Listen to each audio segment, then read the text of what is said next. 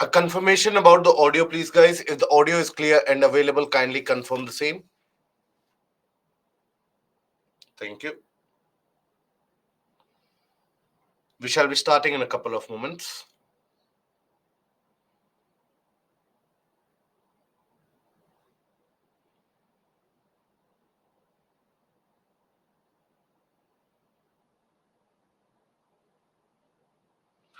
Kishan, tornadoes are very acute and intense low pressure circulations where the circulation on the ground ends up meeting with the circulation in the cloud, and it does exist only where you have the presence of cumulonimbus cloud, and you need to have a presence of separate cold and warm air, and both of them, they start rising in a spiral manner, and that is what leads to formation of tornadoes.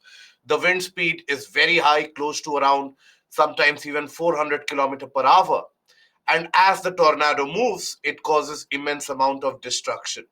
It is something which is observed in the plain areas, especially the Great Plain regions of United States. That is a region which is very much frequented by these tornadoes.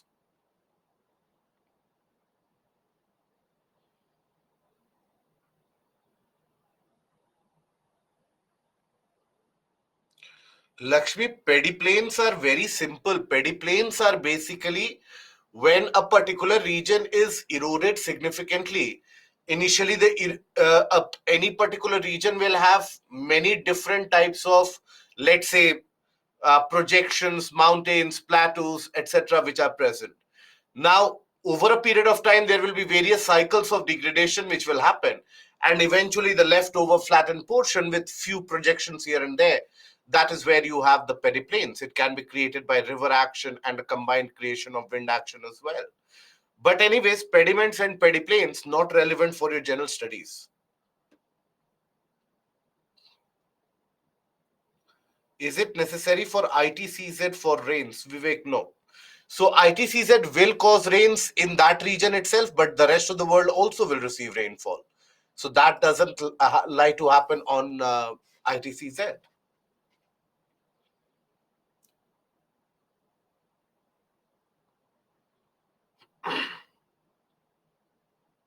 Elias, latent heat of condensation is something. See, okay, very basic it is. Basically, when you heat a substance or when you cool down a substance, like water, it will end up changing its state.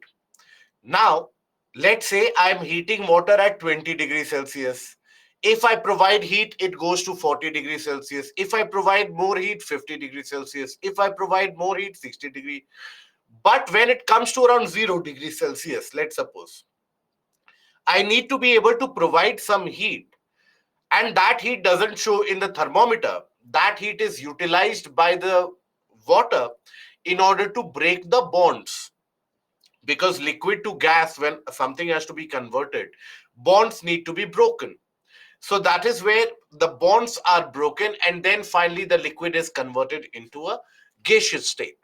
So that is a heat consumed during vaporization. Similarly, when, let's suppose, condensation is happening, at around the point of condensation, whenever that point of condensation will happen, whenever the air reaches saturation, there will be a require, or there will be a kind of a requirement where the molecules from liquid, they bind together to form that bonds again which had been broken, and for during that process they release heat, which we refer to as latent heat of condensation.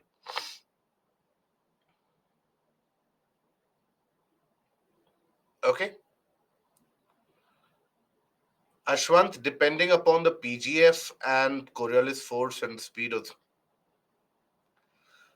and the Coriolis force and the speed of the wind movement, the cyclone path is predicted. Not exactly.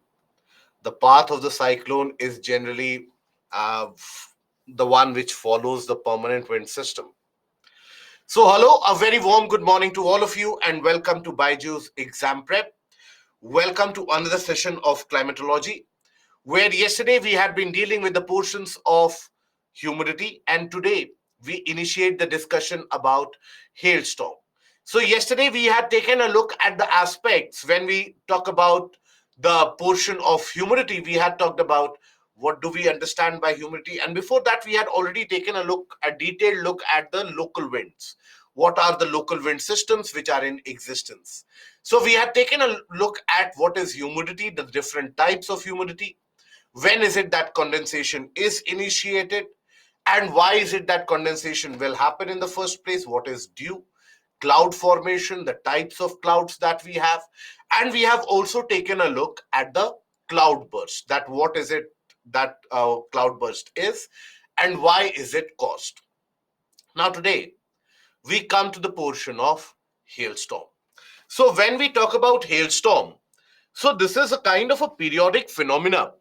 Many of us would have experienced this, especially in the evenings or late afternoons around 4 p.m., 5 p.m., after, let's say, the land has heated up. Now, these hailstorms are basically accompanied by large snow globules or large snow stones in a way which fall upon the surface, and they have the capacity to cause significant damage as well. And these are what are referred to as hailstones.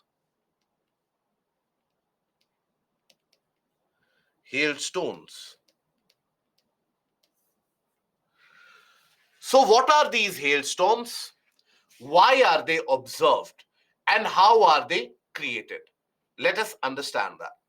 So, when we talk about hailstorm, it is when, along with rainfall and very strong winds, you observe large ice particles which start falling. And it is observed in various different parts of the country. And this has nothing to do with snowfall. In the case of snowfall, we had seen that the ground temperature becomes very low, and that is where the rainwater refreezes into snow.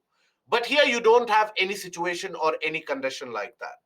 So, for the occurrence of hailstorm, you do need two prerequisite conditions to be fulfilled. What are those two prerequisite conditions? The first condition is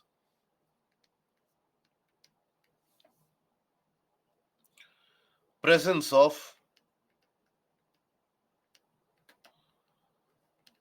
an intense low pressure region. Or rather than this, let's have it the other way around. Thick cumulonimbus cloud.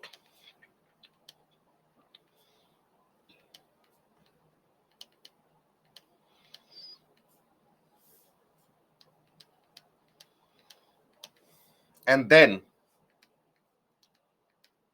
presence of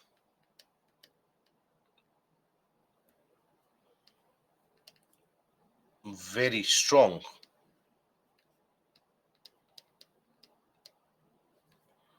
upward wind movement.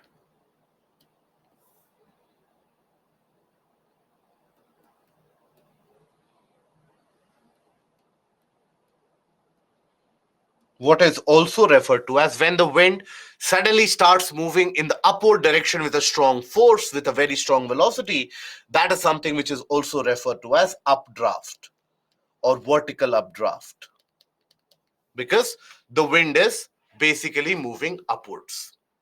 Now, how is it that the hailstorm is created? Now, here you do need the presence of a very thick cumulonimbus cloud. So, let us understand this.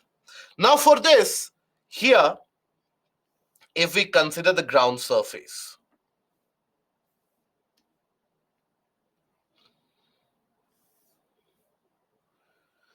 and here we have, let's suppose, a very dense and a very thick cumulonimbus cloud.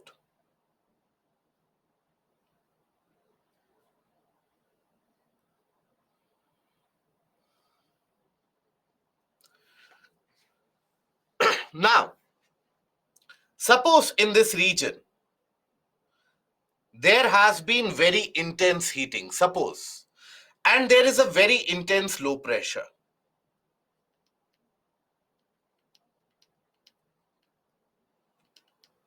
very intense low pressure. Very intense low pressure means it will be attracting winds from all different directions. From all various parts, it will be attracting those winds. And as the winds they come in,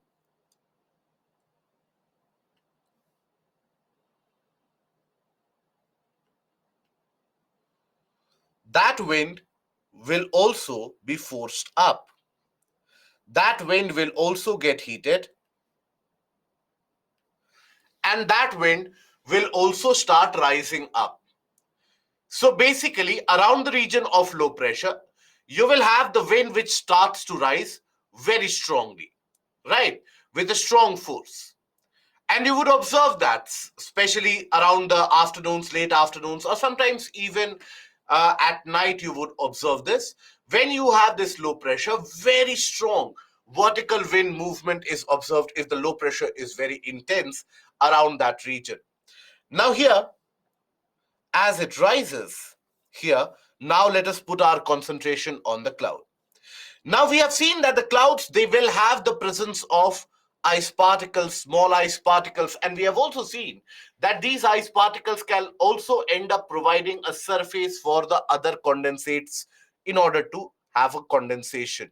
So that is where the ice particles, let's suppose, they become heavier. Now these ice particles, they will start falling.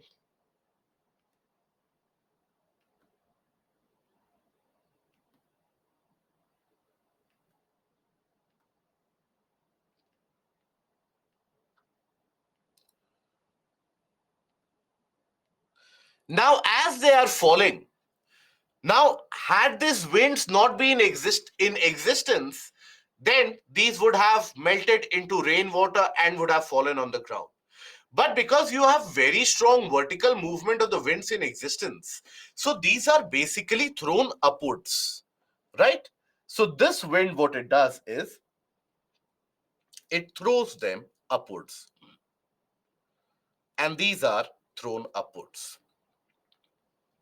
Now, as this ice particle is traveling upwards, slowly and steadily, it will accumulate more, let's say, super cooled liquid droplets which are present. More ice particles around them will stick on, and slowly and steadily the size keeps on increasing. The size keeps on increasing. And this rise is happening only because the wind is pushing it up. Now, after, let's say, the wind has pushed it to the upper extent, then again, this ice particle is heavier. So it will again initiate a downward motion. It will again initiate a downward motion. When it is coming down, here again, it will try to add on as many different things to it as possible. And then again, slowly, as it comes down, it meets these winds, and the winds will again push the ice particle up. So again, as the ice particle is moving up, more condensates will happen around the ice particle because the ice particle is providing a colder surface, and you have whatever vapor which is present around that will end up condensing. Eventually, you see that the ice particle has grown so large that it becomes very, very heavy. And after that, this ice particle, let's suppose, then starts to fall. But by this time, it has become so very large that even these winds won't be able to keep it afloat. And that is when these ice particles, larger ice particles, they come down. They melt slightly as they are coming down, but still while they come down, they are able to maintain some amount of larger size. And that is what we experience as the condition of a hailstorm. And these larger ice particles are what we refer to as hailstones. So, hailstones or hailstorm is created in the case when you have a cumulonimbus cloud, and on the ground when you have an intense and acute low pressure. In that case, what happens? Winds are attracted towards this low pressure. As they come to the low pressure signifies rising of air. So let's suppose here there is significant amount of heating. That is why the low pressure is created. So as the winds they come to this region, they also experience that intense heating, and then they also start to rise up. Now, as the winds rise up, there's a vertical movement of the wind, which is also what is referred to as an updraft. Now, here in the case of the cumulonimbus cloud, the cumulonimbus cloud is made up of many different ice particles, supercooled water droplets, etc. Everything is present. Now, we know that in these clouds, generally, the rainfall happens only when the particles they get larger in size, that they cannot be held by the cloud in itself again, and that is when the particles they start to fall. Now, here what happens is, initially, let's suppose an ice particle becomes much heavier for that particular height, that ice particle starts to fall. Now, as this ice particle starts to fall, had there been no vertical movement of the wind, this ice particle would have melted into liquid droplets and would have fallen as rainfall. But because there is a strong vertical updraft of wind, so here this ice particle is thrown upward by the wind. As it is thrown upward, it travels its way through the cloud system, and that is where all the supercooled liquids or all the other vapor that you have, they start accumulating around it. They start coalescing around it. And slowly and steadily, the particle size grows larger and bigger. Eventually, the particle rises up, it grows bigger, again it starts to fall. But again, the same fate happens. Again, it is thrown upwards. This repeated upward and downward motion leads to a significant increase in the size of the ice particle, so much so that it is unable to be held by the wind anymore, and then it falls crashing on the ground surface. And that is what we refer to as the hailstones. Okay, so that is how we have the conditions of hailstones. Now, that is why, if you experience many of the times, you would have experienced that whenever there is a hailstorm, there's a very strong wind, right? Whenever you would have observed hailstorms in your life, you would have observed very strong winds. And these strong winds mean they are going to the low pressure region, they will get heated up and they will rise up. And also, here you will observe that along with these ice particles or hailstones, you have some significant amount of rainfall also which happens, which is aided by the lower portions of the cumulonimbus cloud. They will bring rainfall along the process as well. So that is the case of hailstorm in general. Okay. Now, after this, we have discussed this question. We come to the types of rainfall. The types of rainfall that we have. Now, rainfall that we observe is caused by a particular event or a scenario, right? Any particular event or a particular reason can create rainfall, but mostly it can be divided into three categories. Three categories, that is convectional rainfall, orographic or relief rainfall, and cyclonic or frontal rainfall. Rainfall across the planet can be categorized into any of these. Okay, so all of this basically is dependent upon why it is happening. So let us understand that. Starting with convectional rainfall. Convection, basically, that is what we had seen, that in the atmosphere, the portion of air at the ground surface, it starts rising up, it distributes the heat, and colder air sinks down. That is the convection current we have seen in geomorphology also, in climatology also. So when we talk about convectional rainfall, it is a resultant of the convection current which is to be found, which is present in the region of atmosphere, in the lower atmosphere in particular. Now here what happens is, typically around the equatorial areas is where you experience this. So due to intense heating, there is a lot of evaporation. Now, evaporation will be there, means water will be lost, right? From the ground surface, from the surrounding water bodies, water is lost. That water tends to rise up, and after a point of time, it will condense, it will form clouds. Now, because it is rising up and forming clouds, mostly it will start accumulating on top of each other, and you will have a cumulus cloud in general. But slowly and steadily, as the day actually progresses, you have more intense heating by the sun throughout the day, more evaporation will continue to happen. Plants also continue to lose significant amount of water through the process of transpiration.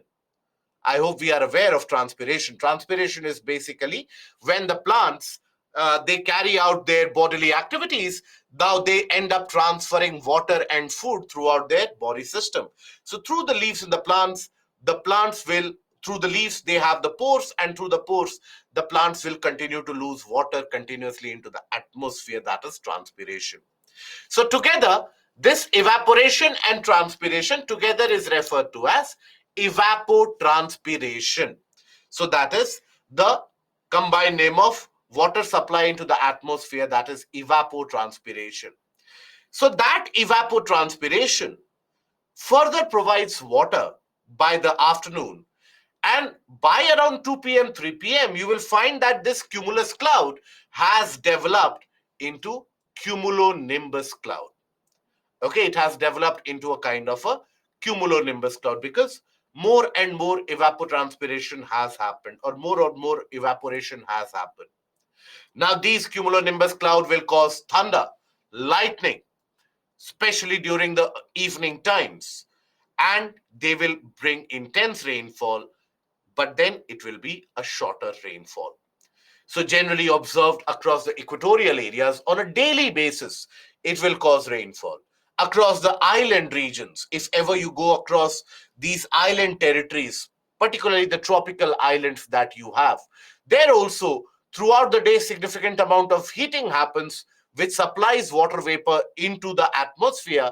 That water vapor condenses, forms cumulonimbus cloud, brings rainfall. So here, this is basically a result of water vapor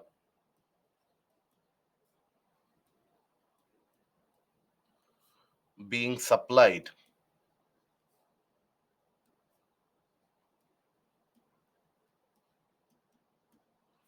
into the atmosphere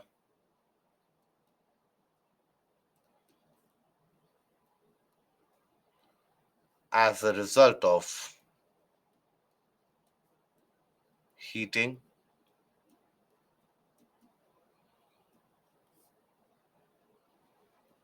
by the sun, leading to evaporation.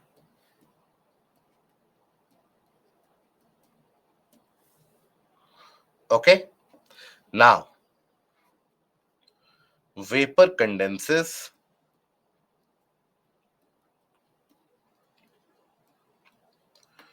to form cumulus initially, which grows to form cumulonimbus clouds.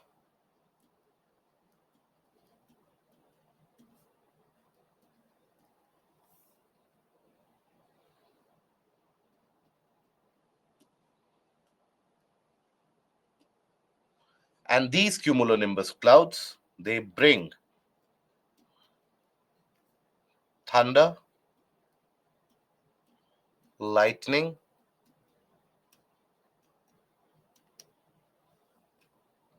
along with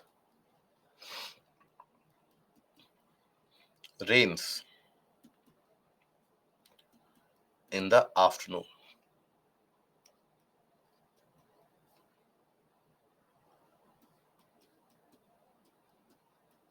in the late afternoon or evening. So this basically observed, this rainfall is observed on a daily basis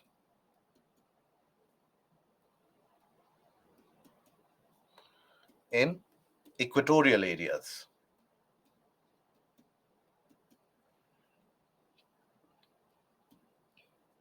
and tropical islands. Does not mean there is no convection rainfall happening anywhere else across the planet. It is in these areas that you experience it on a daily basis. Okay? So that is basically your convectional rainfall. So convectional rainfall overall, evaporation leads to development of clouds, more evaporation, slowly and steadily, more water vapor. These cumulus clouds will expand, it will form a cumulonimbus, and then it will cause rainfall along with thunder and lightning. Um, Shreyank, the reason for Britain receiving daily rainfall is basically the prevalence of winds, the onshore winds in the form of westerlies. They are prevalent, and in some areas, convection is there, but mostly you have the onshore winds coming on a daily basis causing rainfall. But the very famous 4 p.m. rain is caused because of the convection. Then we come to another rainfall type, and that is what is referred to as the orographic rainfall. The last slide you want. Okay. The annotations of the PPT will be available to you guys. So I hope none of us are making very lengthy notes here. So annotations will be available to you. Don't worry about that. Yes, Ashwan, that is correct. How cumulonimbus formed from cumulus? Slowly and steadily the cumulus grows because of more supply of water vapor, and its size keeps on growing, and that is what will bring rainfall. So it is heating of the ground leading to evaporation and transpiration that leads to cumulonimbus cloud, and that causes rain. As simple as that. Then we come to the orographic rainfall. Orogeny or orographic, remember we have studied in the portion of the area of geomorphology where we were talking about the different endogenic forces. We also talked about the orographic forces. Orographic refers to anything related to a mountain in general. So here, when we talk about orographic rainfall, this is basically caused because of a barrier imposed by any physical landmass, a kind of a physical barrier imposed in the path of the wind that leads to orographic rainfall. So this is caused due to a physical barrier,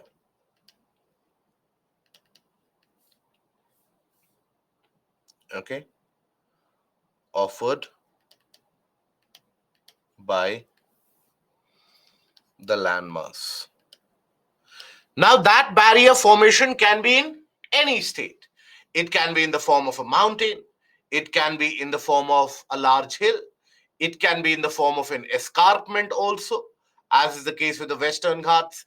So, wherever there is a barrier offered, that can lead to the sudden vertical uplift of the wind. It leads to vertical rise of the wind.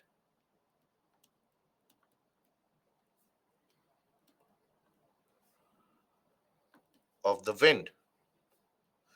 Now, as the winds are forced to rise up, what happens? Let's suppose a wind is coming. As it is forced to rise up, or here let's consider the own rudimentary simple image. So if suppose this is the mountain or a hill or anything for that matter, the winds are coming.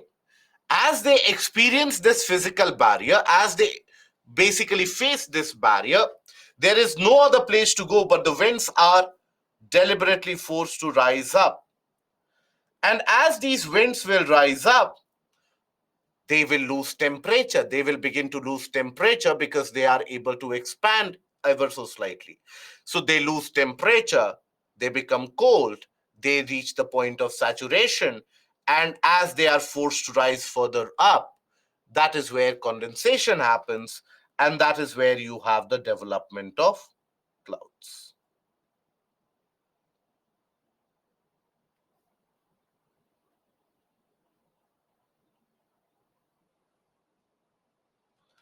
And these clouds, they will cause substantial amount of rainfall on the side which faces the wind. And that side is what is referred to as the windward side.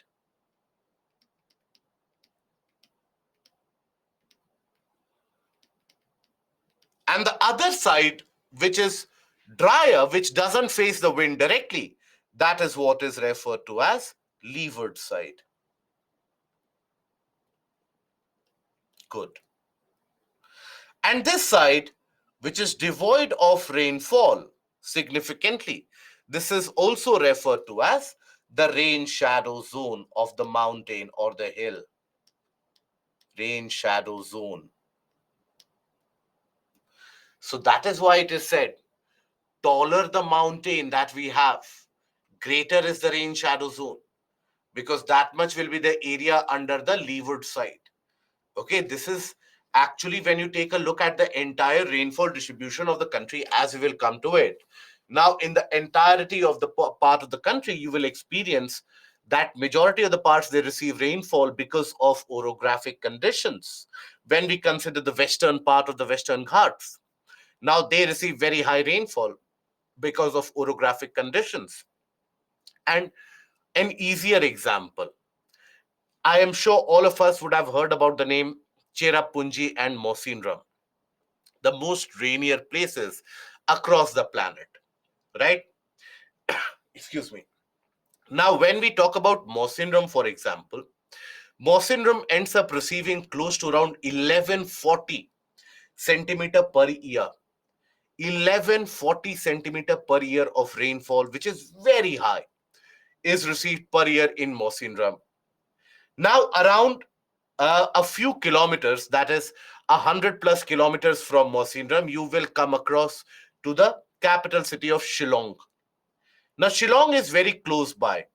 Mawsynram receives 1140 centimeter, but Shillong receives close to around 120 centimeter of rainfall annually.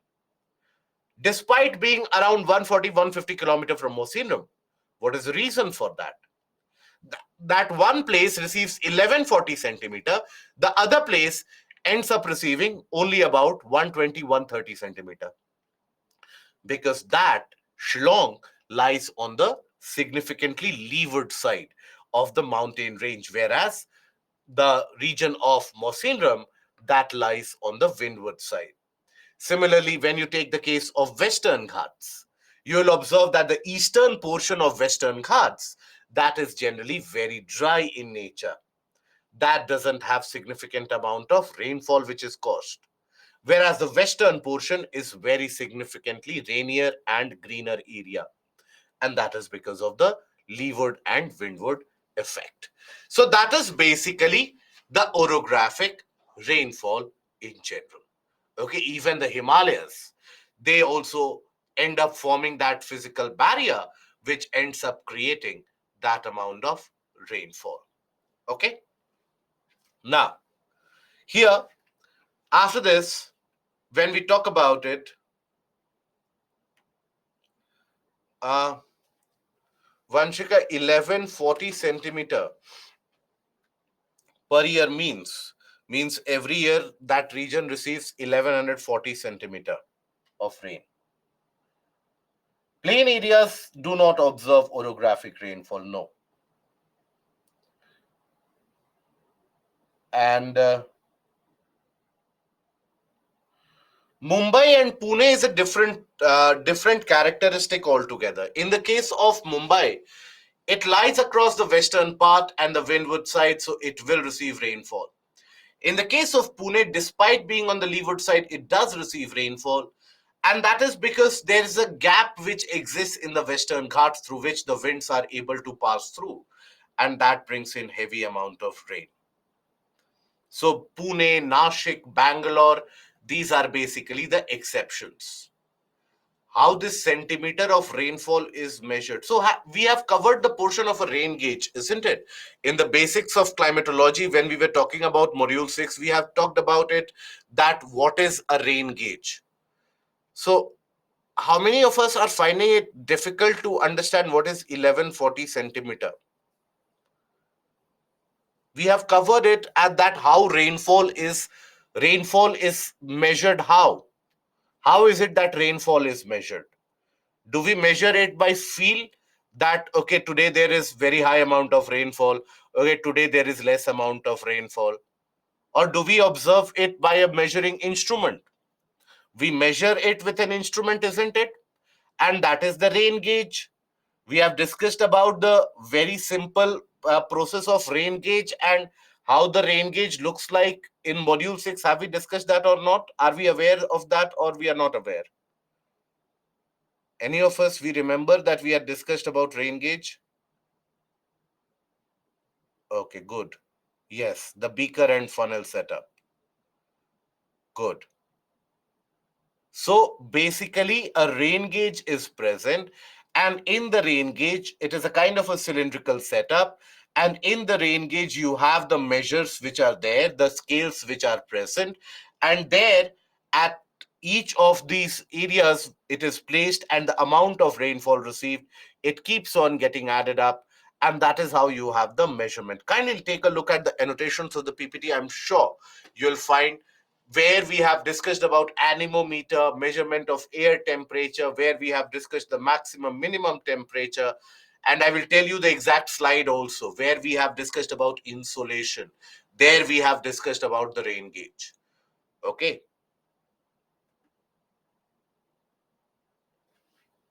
right? So that is how we end up measuring the amount of rainfall. And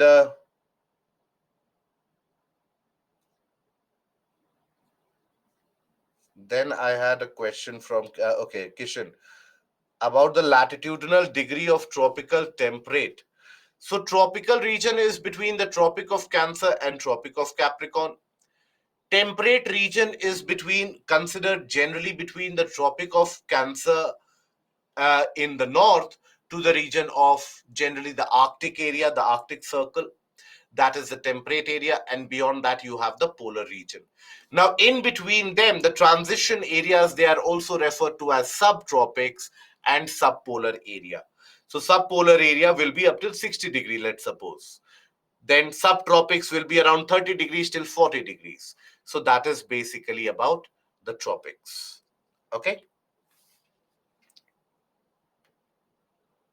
right?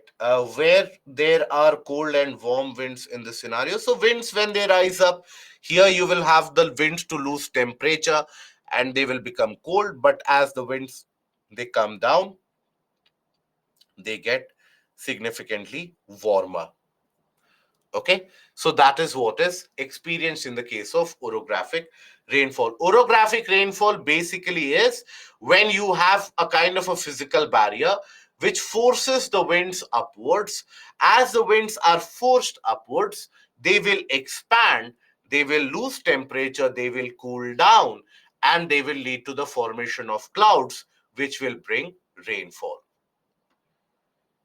Yes, Shalu, that is correct. In equator receives comparatively a slightly lesser amount of insolation due to the regular cloud cover, daily cloud cover, which is created due to the convectional process.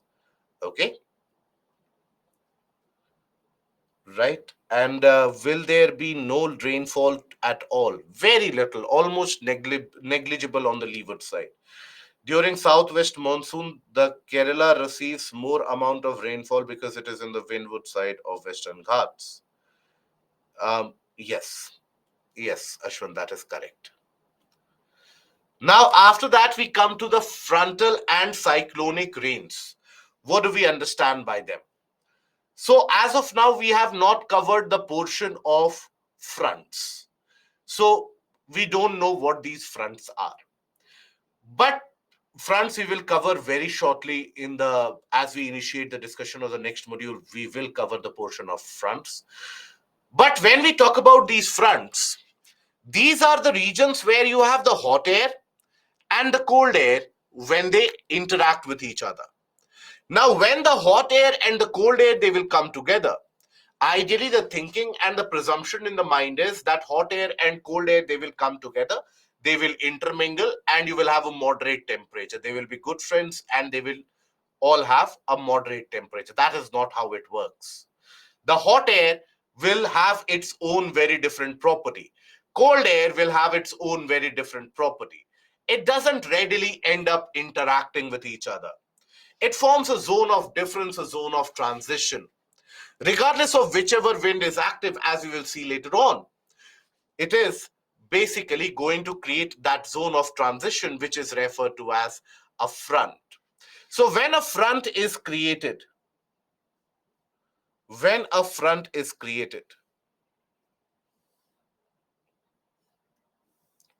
let's suppose here we have the presence of cold air, right? Cold air.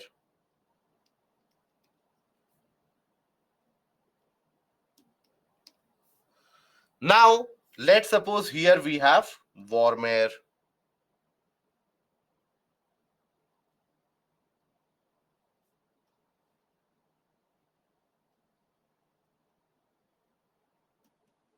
Now, this warm air, even if the cold air is moving or the warm air is moving, let's say there's a motion and this warm air tends to slide up and rise up this inclined plane. Now, as it rises up, let's say the warm air has reached here. Now, as the warm air has reached in this portion, then in this zone where it is in contact with the cold air, the warm air starts losing its temperature because now it is in contact with the cold air.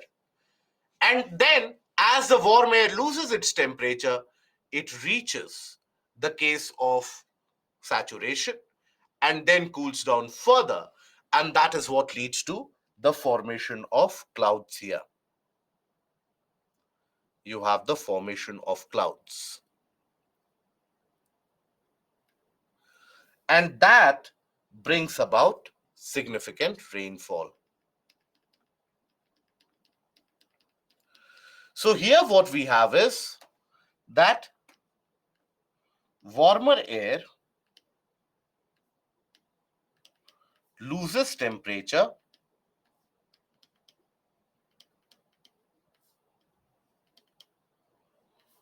by being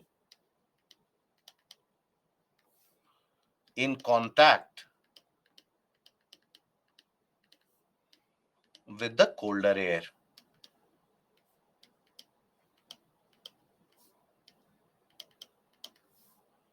Reaches saturation.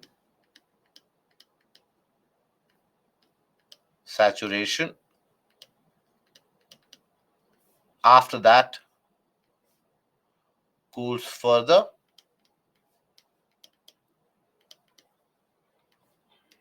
forms cloud.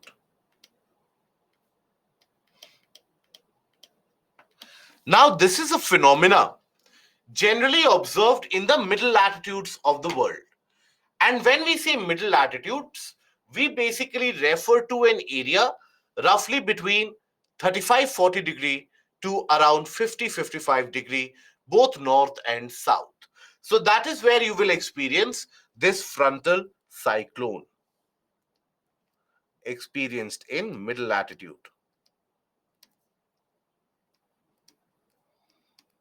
In middle latitude. That is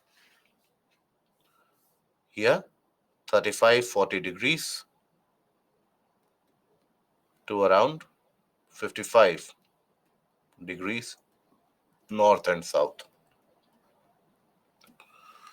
In the entirety of the region, you will experience this kind of an activity or this kind of a rainfall. India does not end up receiving frontal rain. Okay, India does receive convectional rainfall. India does receive orographic rainfall. India doesn't receive frontal rainfall. Okay. Now, we also have what is referred to as a cyclonic rainfall. Cyclonic rainfall is basically created when you have a very intense low pressure. Whenever you have very intense low pressure on the ground, that is what leads to formation of a cyclonic rainfall. So in a region, let's suppose on the ground surface you have very intense low pressure, it will attract winds from all sides. The winds will rise up. Whatever small amount of vapor is present, it will condense, form cloud, and cause rainfall. So this is caused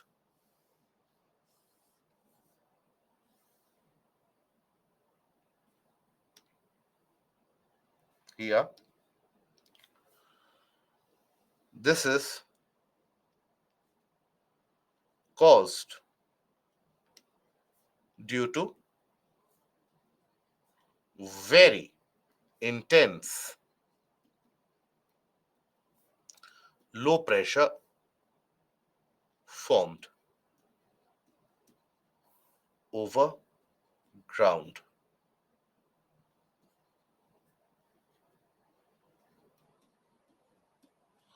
over the surface.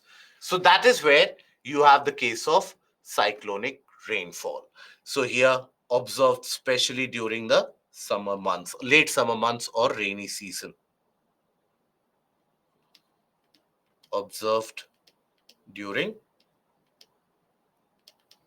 late summer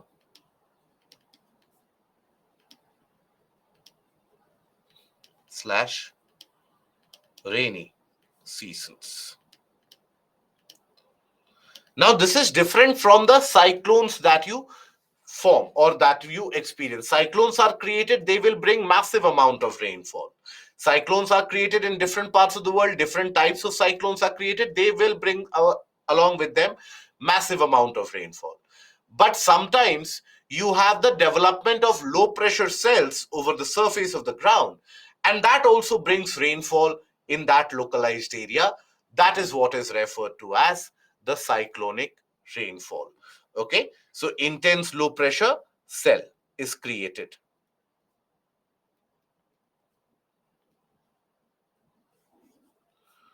Low pressure cells are created. It is different from the case of the convectional rainfall, because in the case of convectional rainfall, the entire region, due to heat, there is evaporation in the entire region. In the case of a cyclonic rainfall, a small area gains very high amount of heat. It attracts winds, and that pushes the winds upwards, causes rainfall. So this cyclonic rainfall is experienced in India also. And this cyclonic rainfall will be experienced across the various parts of the world, but in India also you experience this. Let me elaborate this a bit more, because we do receive this cyclonic rainfall in India. So, for example, suppose here you have the peninsula. Now, few days back, if you recall, then the region around central India, a couple of weeks back, that had suddenly started to receive very high amount of rainfall. And the central portion of India, the southern part of India, they had received significant portion of rainfall, along with the region of Bay of Bengal. Now, and that was because of the development of this cyclonic cell. So that cyclonic cell, suppose here, it develops due to intense heating. Very intense heating creates that. Intense heating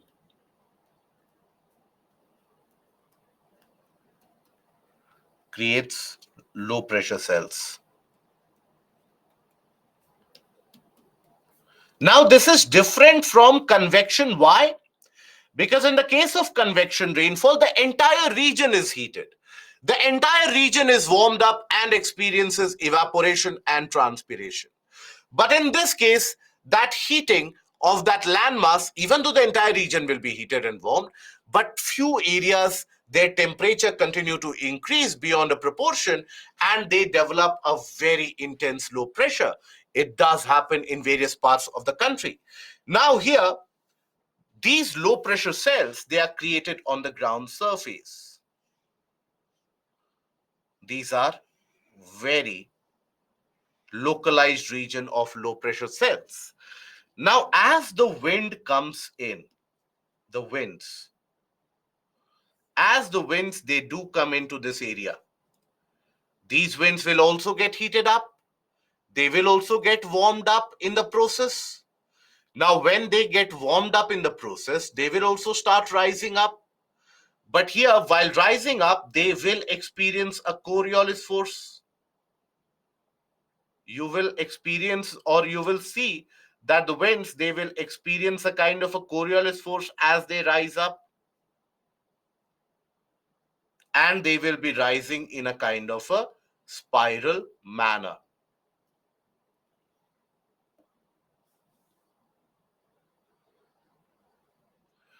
And this leads to the generation and formation of clouds. So that leads to formation of a clouds. Not always necessary that they will rise in a spiral manner, but in majority of the cases they do rise in a spiral manner. And then over the land area you have many other winds, etc., which are present. So that leads to development of very dense clouds.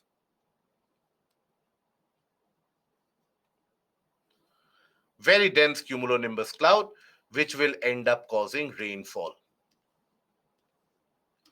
on the ground surface due to intense low pressure created due to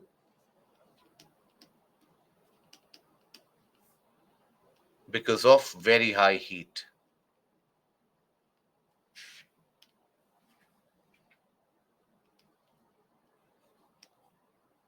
Very high heat.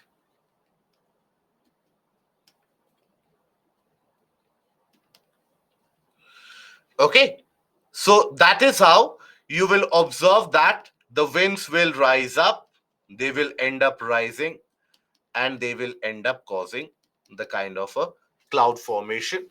And yes, the cloud will have various different shapes and sizes associated with it, but it will cause rainfall. Now, uh, right now, the entire country is receiving rainfall. Different parts of the country is receiving rainfall.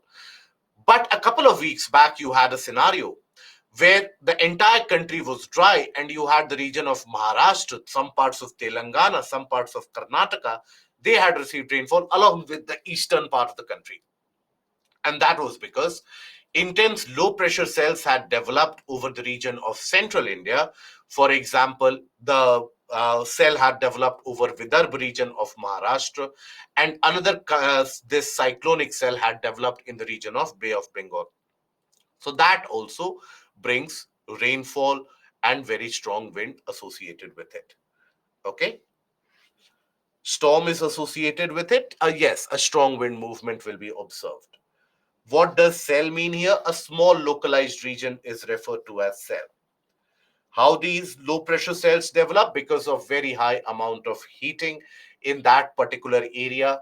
Now temperature is a factor of many products, so maybe winds movement, etc., water vapor presence, etc. So different areas will experience different temperature. A region, let's say its temperature increases significantly, a small area, by that I don't mean that a room. A small area, I mean somewhere around 500-kilometer radius, that large an area. Okay, so in that area, if that low pressure develops, that is when the winds, they start to rise here. Can it form on the land surface? I'm not talking about a cyclone, I'm talking about a cyclonic rainfall. Both of them are different. Try to understand the nuance of it. Rain can occur during sunlight, yes, because rain is dependent on the cloud formation. It is not as if what you had seen in your childhood storybooks, that cloud, when it becomes angry with the sun, then it covers the sun and then it brings rainfall. Then the sun becomes angry, then basically it pushes the clouds away. It is not something like that. If the clouds will be there, rainfall will be there. Sometimes it can happen that the sun is there, but still some portion of the clouds, they are present, they are dominant, they will bring rainfall. That is why you end up seeing rainbows, isn't it, during the daytime? It is because of the simultaneous presence of both of them.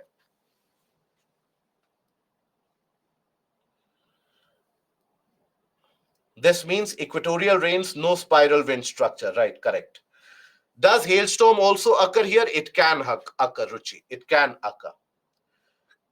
And Ankur, your question also, it can lead to hailstorm sometimes. Uh, right. During heat wave, it should happen. So it also depends on a lot of factors, Kishan. So yes, ideally, when the heat is significant, that is when it should happen. That is when it does happen. It also depends on the availability of moisture from the surrounding areas. If there is no availability of moisture, regardless of how many winds they come across, it will only be a kind of a dust storm. It will not bring rainfall. Okay. Cyclonic rainfall can also happen in the evening time. In which region it can happen? It can happen in any area. So, see, cyclonic rainfall can be created either because of the cyclones or because of the conditions of intense low pressure. Cyclone is when you have very intense low pressure. So, that creates what is referred to as a cyclonic rainfall. It can occur in the tropical regions, in the temperate regions, everywhere it can occur. Frontal rain will come under mid latitude.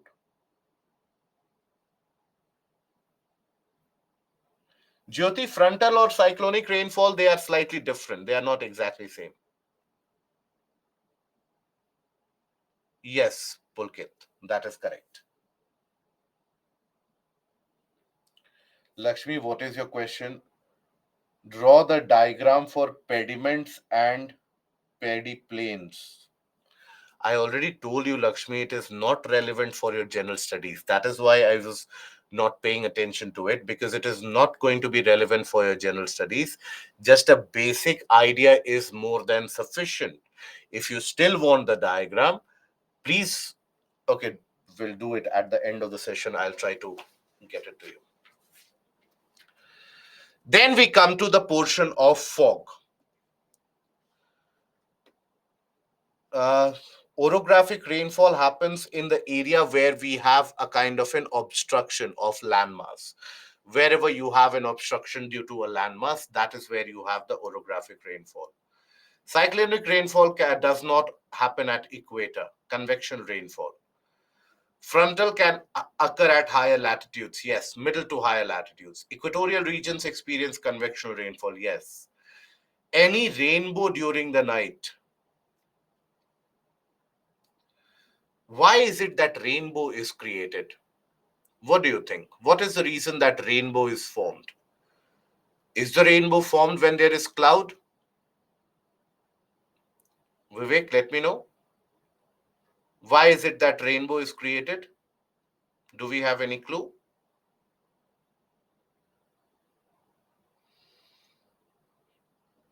Rainbow is created due to the scattering of light which happens. There is refraction and dispersion of light which happens, and that is why sunlight is considered to be white light.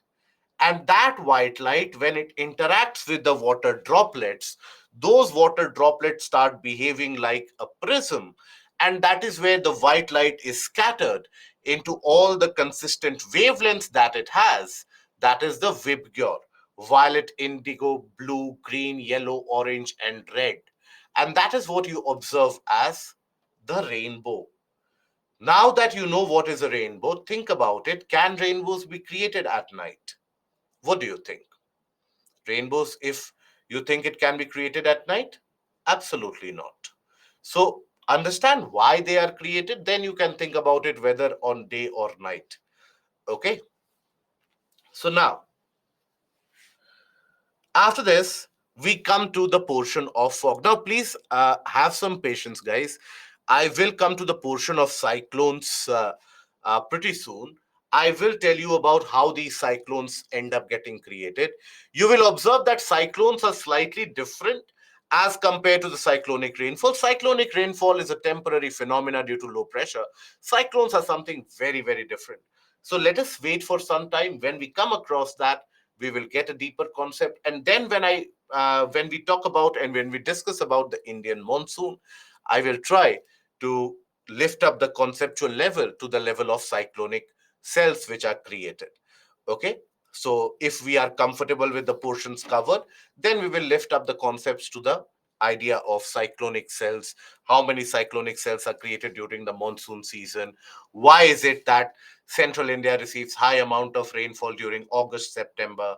Why is it that northern India receives high amount of rainfall during June, July, which leads to, or July, which leads to flood-like situation? It is all driven by the development of these cyclonic cells. We'll talk about it. If we are comfortable with the basic concepts, then we will talk about it. Otherwise, even the basic concepts are more than sufficient for your exams. So now we come to the portion of fog. So fog basically is again a condensation which is happening on the ground surface. So the definition of it is that it is a cloud with a base on the ground, but it is basically a condensation process which is initiated. So why will the condensation be initiated? It will be initiated primarily because the air will lose temperature, the air will lose heat, and the air will get very cold. So when the air becomes very, very cold, that is when it will reach saturation, it will attain condensation state. Now, why is it that air will become very cold? So there can be multiple different reasons for it that the air becomes very, very cold. Now, those reasons that we see, that is the basis for the classification of fog that we will come to. But when we talk about fog, we also come across another term, that is mist. Mist is also very similar as compared to fog. Here also condensation will happen. The difference which exists is that in the mist, each and every nuclei which is present, each and every particle of condensate which is present, that is larger, right? So in mist, you will have each and every particle to be slightly larger, and that is the only difference. But here also, it is the air which loses temperature. As it loses temperature, that is where condensation happens. So here, the types of fog. Now, this classification is based upon how is it and why is it that the air tends to lose temperature. So, for example, when we talk about radiation fog, so radiation fog is, here the term radiation is used. So basically radiation refers to, in this case, it refers to the terrestrial radiation. So this is the fog which you observe closest to the surface during winter nights, right? When the surface becomes very, very cold, continues to lose heat. That is when on winter nights you come across this radiation fog, where late at night or late in the evenings fog develops, and early in the morning you will observe the fog clearing up. Then you have advection fog. Due to movement of air, air gets in touch with a colder surface, loses temperature, fog formation. Upslope, moving upwards a slope, air loses temperature. Then we have the very interesting steam fog. We'll take a look at it. And then we also have the valley fog. The process is very similar to the case of the mountain breeze that we have seen, and very similar to the case of valley inversion. So let us take a look at all these different types of fog, and let us try to understand how they are created and why they are created. So starting with the portion of radiation fog. Okay, radiation fog. When we say radiation fog, here by radiation we refer to the terrestrial radiation. So, during night time, the ground will lose heat due to and by the process of terrestrial radiation. Now, as the ground continues to lose heat, it will become very cold. Now, the ground becomes very cold. Let's suppose the air above it will also become very cold. And that is when the air maybe reaches saturation. And beyond that, if the ground cools down further, air will cool down further. And that is when it will lead to formation of fog. Condensation will happen around the dust particles present closer to the ground surface. And a thick fog will develop. Observe here, something like this. So from above, it does appear like a cloud, but with the base at the ground. And this has formed precisely because of the simple reason the ground has lost heat substantially. And as the ground has lost heat substantially, the air above it has also lost heat substantially. And there, the air, as it has lost heat, it loses temperature, reaches saturation, cools down further, leads to formation of fog. Early morning next day, 6 a.m., 6:30 a.m., the sun starts to shine again. And when the sun starts to shine again, now those solar rays, they will not immediately end up dissipating the fog. If ever you have observed this, first of all, these solar rays, what they will do is they will heat the ground surface. The ground surface will be heated up because, as compared to air, land will have a better response to heat and cold conditions. So the ground surface gets heated up. The air on top of it also starts gaining heat as a byproduct. And eventually, what do you observe is that slowly and steadily, the fog dissipates from the lower portion upwards. Whenever you will observe the fog, especially in southern part of the country, it is very difficult because those foggy conditions exist only across some parts of the southern peninsula part of the country. And wherever, I'm sure you would have experienced fog sometime or the other in your life. Now you would have experienced that it slowly disappears from the ground, visibility on the ground becomes clearer, and slowly and steadily above, the fog still remains and then it dissipates later on. That is because the dissipation is happening from ground up. Now, let us think a bit more in this case. That what are the conditions which must be fulfilled? Conditions required. Conditions required. Now, for the formation of this fog, what do we need immediately? For the immediate formation of this fog, we need the ground surface to be losing heat very, very quickly, don't we? If the ground surface loses heat slowly, fog formation won't be observed. So the ground surface needs to lose heat very quickly. So, how is it and why is it that the ground surface will lose heat very quickly? So, suppose here, in the case of the ground surface, when we have clouds, does that interfere in the losing of heat or not? When we have the conditions of a cloud, it does interfere. Always we have seen that cloudy nights are warmer as compared to the clear skied nights, because when you have the presence of clouds, they will basically end up catching that terrestrial radiation, re-radiating it back on the surface. So that is why you need clear sky. Clear sky. Also, nighttime is when you have the presence of this terrestrial radiation as the dominant factor when the planet loses heat. So, if the nights are longer, there will be more time for the planet to lose heat, isn't it? So, here, long winter nights. Long winter nights. Then, let's suppose this fog is getting created, the air is losing temperature. Now, in this case, if you have a wind which is moving closer to the ground, do you think the fog formation will take place, or do you think that fog formation will be inhibited if the wind is moving closer to the ground?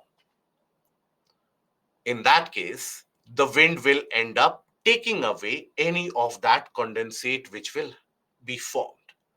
So that is why here you also require calm conditions.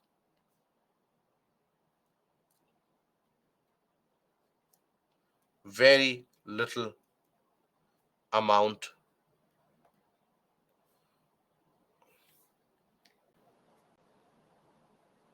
of wind or calm conditions. So these are required for the formation of fog in general, particularly when we talk about the surface fog. Very similar to what we had seen earlier in the case of surface inversion, if you could recall. There also, we had seen the event which was very similar, right? There also, we had seen that these conditions, when they were fulfilled, you had the surface inversion. I hope that you are able to recall. But if cool air is blowing, then what it can happen? If you have cold air or warm air, any air is blowing, it will carry away the materials, it will carry away the water vapor, it will carry away the condensates. Okay.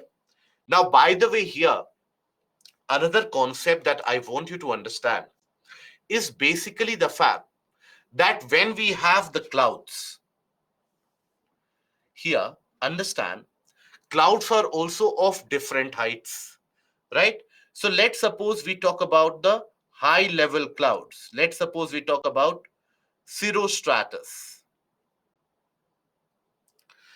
Now, these high altitude clouds, what they will do is they will basically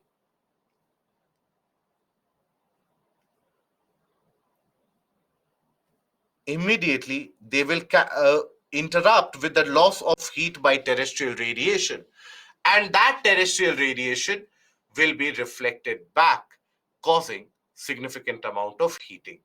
So that means high level clouds, they create a warming phenomena. Okay, high level clouds cover or create warming phenomena. You will study this in environment though, but still, calm conditions mean lack of winds. High level clouds create warming effect.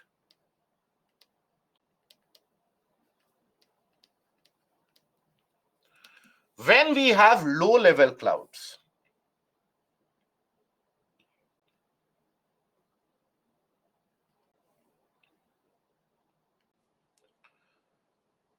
low level clouds. Now these low level clouds, they will interrupt with the terrestrial radiation again. But the low level clouds, they will also be interrupting with the solar insolation. So they will not allow the solar insolation to pass through, and the solar insolation is reflected back. So that brings about cooling on the surface. And that is why low level clouds have a cooling effect.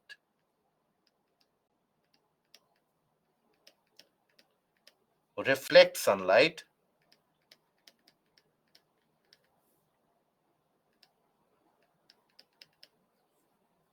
and has a cooling effect.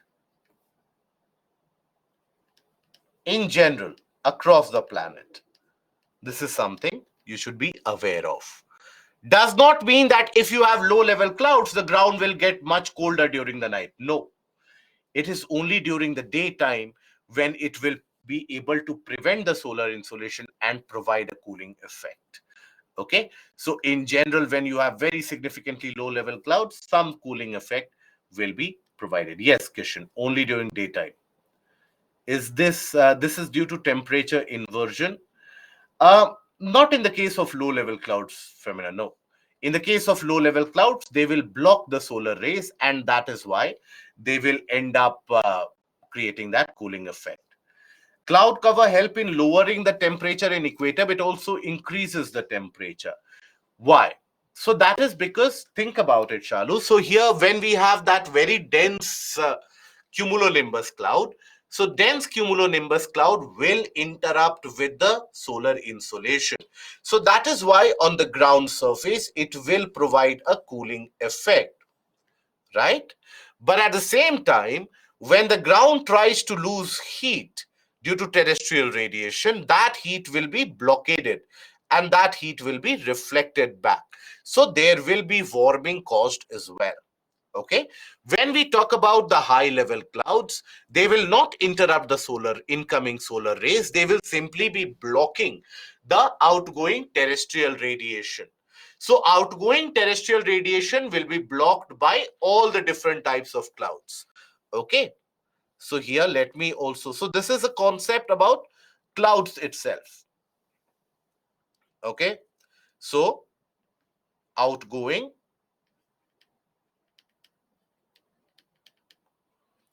solar radiation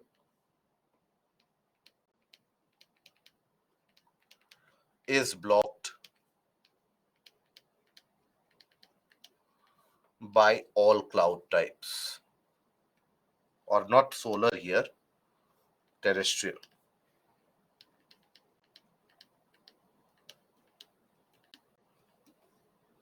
by all cloud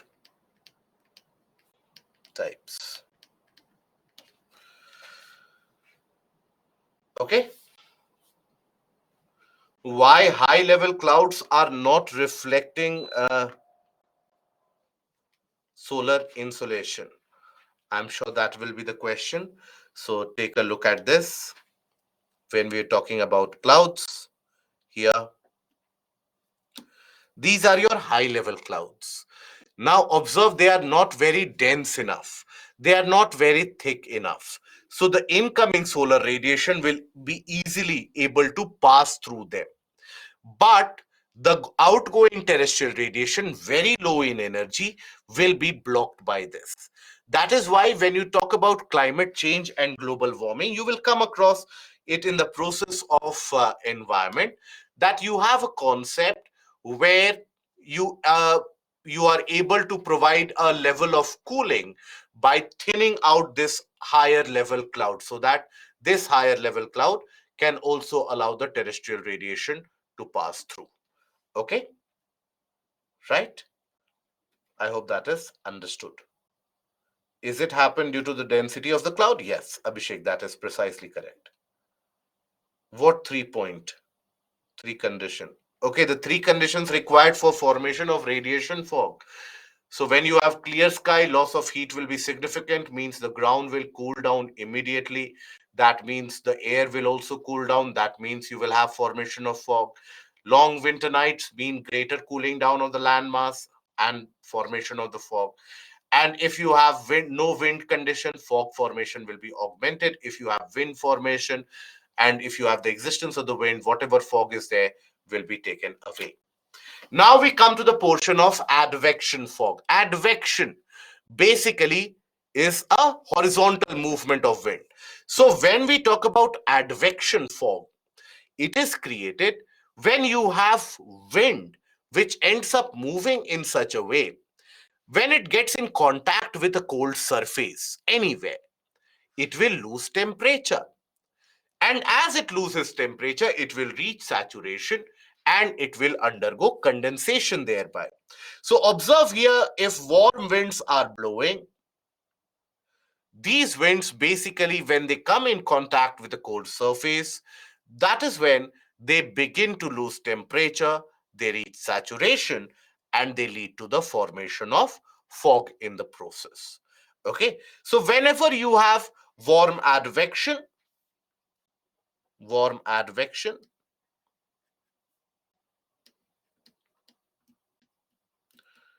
it will generally lead to the formation of fog. Sometimes it also happens that over the oceans you have colder water meeting with the warmer water. There also, above the colder water you will have colder air, above the warmer water you have the warmer air. So in that region also, as this air parcels, they will move, they will interact, they will lead to fog formation there. So please understand, for the formation of fog, the basic requirement is that that there should be a loss of temperature for the air. Air should lose temperature sufficiently so that it gains saturation, and beyond that, when it is cooled, it will undergo condensation. That is it. Now, how it loses temperature is where we have the various classifications playing around. Okay. Now, then we have what is referred to as steam fog. Now, this is a very unique case. This is a very picturesque scenario that you will come across, where this is generally observed over the water bodies in the winter months, over smaller water bodies here, for example, large lakes that you have, reservoirs, etc. So, over there, you observe this. And also sometimes in the seas, in the shallow seas that you have. Now, this is observed in the case of, let's say, winter morning over large lakes, right? Now, why does that happen? Now, because when we consider the area around large lakes, yes, Madhur, that is the advection fog sometimes can be a disaster for the shipping industry. So, if let's say you have a lake here,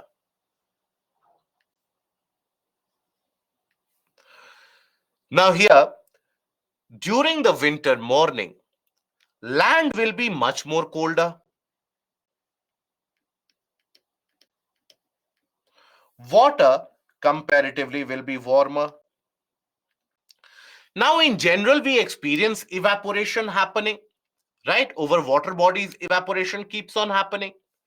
Water is warmer in comparison, so evaporation will continue to happen. Now, when evaporation happens, basically, you have the droplets which start rising up, or water vapor rather, not droplets, but water vapor rises up during evaporation.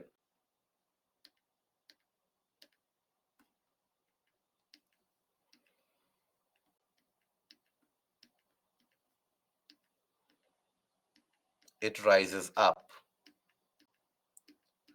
Meanwhile, because the land area is very cold, from the land area, you will have cold winds which come over. Very cold winds will come over. These are your vapor particles.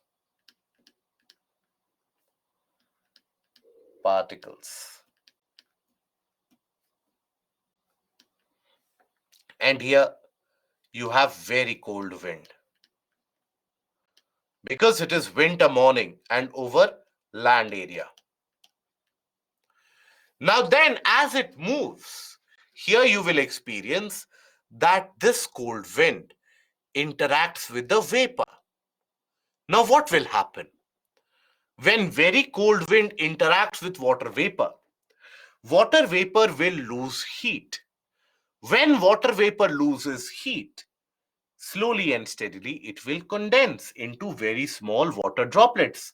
And that is where it will give you an appearance in the entire region. If you take a look at it, it gives you a mere appearance as if the steam is rising up on the water.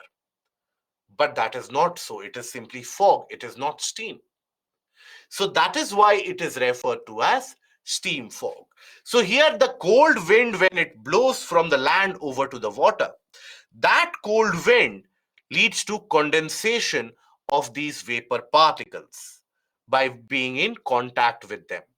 And that is when you observe that wherever the water vapor particle was, it has condensed as rising columns. It has condensed as rising columns, as you will observe. And this is what is referred to as steam fog. Okay, so this is generally observed in the when you have cold and dry air moving over warmer air. So vapor loses heat and causes condensation.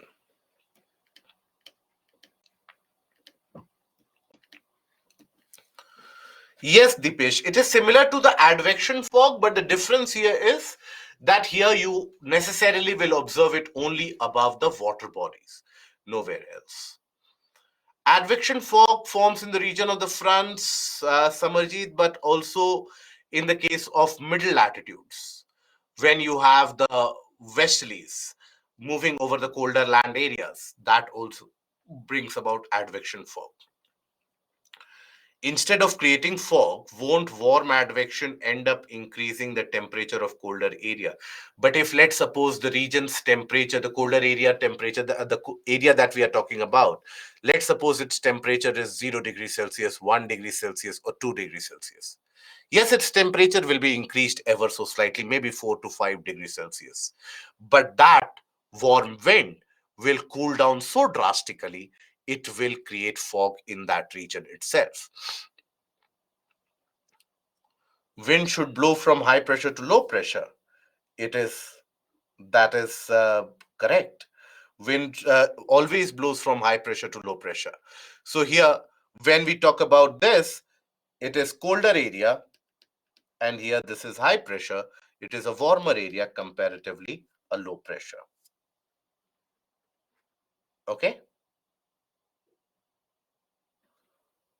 Yes, frontal fog. Frontal fog is also created, Kishan, due to this. Third condition of radiation fog. Third condition of radiation fog, Lakshmi, was lack of wind, absence of wind movement. If we have a strong wind movement, whatever fog is getting created in that region, that wind will take it away. That is why you need calmer conditions to exist for the formation of radiation fog in general. That is where you do need the calmer conditions, and that is why you have lack of winds or calm conditions required. Now, after this, we come to the upslope fog. Upslope fog is basically created when the winds they start rising in the upward slope, right? Hence the name upslope. Now, if the winds, let's say, are very strong, they have a very high velocity, a very high speed. Now, these winds will rise very quickly. They might end up creating clouds in the process. But generally, early in the morning, when you, let's say, if ever you have been on a adventure trek or something like that, early in the morning, as the wind rises ever so slowly up, slowly and steadily, the wind will lose temperature. And that is when you will have the formation of that foggy condition. So here you have very slow movement of air, and observe how across the slope the fog is created. That is what is upslope fog. So it forms when the winds blow air up a slope, upwards a slope. That is when you have the creation of upslope fog. Okay, right? Why in advection fog wind blow from warm to cool area? Does not mean that if you have warmer area, it will always have low pressure, or it will always end up creating low pressure.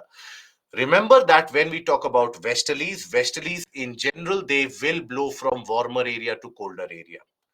Isn't it? It is a planetary wind. There the pressure is created. Why? Because of dynamic conditions. So that is where you can have always the condition of an advection fog. Is that understood? Yes. Yes, Kishan, I already told you that when you have what is frontogenesis, Kishan, is basically the front formation. So when you have the front formation, there also sometimes when the warm air gets in touch with the colder air, there also fog can be created. Then we have the valley fog. Valley fog, when we have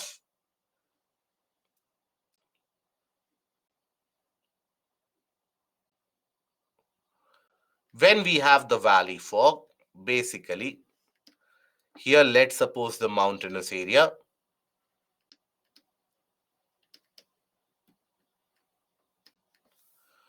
and here you have the valleys. Now, in this case, on the top of the mountain, during the night, generally you have the presence of cold air on top of the mountain. Comparatively, warmer air is present in the valley, warmer air in the region around the valley, isn't it? Let's suppose this entire air parcel in this entire region that represents warmer air.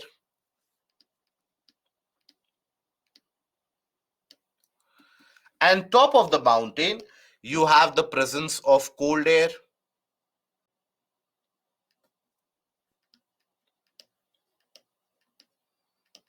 Cold air, isn't it? Here you have the presence of cold air. Now, cold air being heavier, and during the night, it comes down the valley slope. Remember, we talked about the mountain breeze conditions. So, during the night, it comes down the slope, it settles down here. And in the entire process, all around it, the warm air is surrounded by cold air from all different sides, as you can see. Now, as a property or as an outcome of that, the warm air continues to lose heat because it is in contact with the cold air from all the surrounding. As the warm air loses heat, it will form a kind of a dense fog after obviously reaching saturation and attaining condensation. That is what is valley fog. In the case of the valley fog, it is something which is visible, which significantly removes the entirety of the visibility of the valley. None of the portions of the valley are visible early in the morning if you observe, or during the night. The entire valley is invisible, and that oftentimes ends up creating a lot of disaster. I am sure you would have followed the news story of the sad helicopter crash, or a very unfortunate helicopter crash of our the previous chief of defense staff that we had, General Rawat. Now, General Rawat's helicopter basically, it got disoriented in this valley region as it was moving around the region of Kunnur, Wellington area, all of that around Ooty, Kunnur, Wellington. That is basically Lovedale, Katy. All of this is basically surrounded by a lot of valleys. So it was in that region where you had the presence of fog, and this fog does exist in the valley, and that is where the visibility is suddenly lost. As you move from one valley to the other valley, visibility is suddenly lost, and it is very easy for the pilot to get disoriented and lose control. So that is what happened, and that has happened previously also. That is why you'll come across many such aviation crashes, even in the region of Arunachal Pradesh. Arunachal Pradesh is also one of those areas where you have very deep valleys, and this valley fog is very pertinent. This is the reason why, if ever you go to the region of Sikkim, you will observe that the armed forces helicopters, they will make their maximum sorties or maximum movement latest by around 12 to 1 p.m. 1 p.m. to 2 p.m., not after that. Because after that, maybe because of cold conditions, the temperature drops, and then you might have the case of valley fog created, making aviation almost impossible. Okay, the triangle represents here the presence of warmer air. Uh, yes, Ankur, very similar. Now, can we say cold air always try to remove warm air? It will displace warm air significantly. Orographic rainfall and upslope fog, they occur together. No, no, Vishnu, understand this. When you have the wind movement to be particularly strong, that is when over a period of time they will form the kind of cloud which will bring orographic rainfall. Upslope fog, a gentle movement of the wind can create. Shreya, after appearing in prelims this year, I'm really worried to the core. What changes to be done after UPSC eliminated elimination to make it better next year? We'll talk about it, Shreya. Remind it at the end of the session. We will talk about it. But here, I still have a very strong belief that when we talk about the prelims examination, yes, everybody is correct when they are saying that the options are difficult. Even I have said that on YouTube, on live streaming. So I also understand the gravitas of how the options have been made difficult. But here, What we are failing to analyze is the pattern in which UPSC is going into, right? The trend that UPSC is following. If we don't change with the trend of UPSC, if our preparation is still based upon what was asked in 2014, 2015, 2016, then we are going in a very different direction. And UPSC is going in a very different direction. Okay, that has always been the problem with the candidates when we analyze the PYQs during 13, 14, 15, 16, 17. Candidates were still preparing as per the requirements of 7, 8, 9, 10. So that is how you have to change yourself. And please understand, the last time UPSC changed its syllabus was way back. So for almost around 10, 12 years, UPSC has had no change in syllabus. So that would mean, observe what happened in 2016. The marks were so high that many people scored 140, 150 plus. It was after that year of 2016 when everybody could score so high.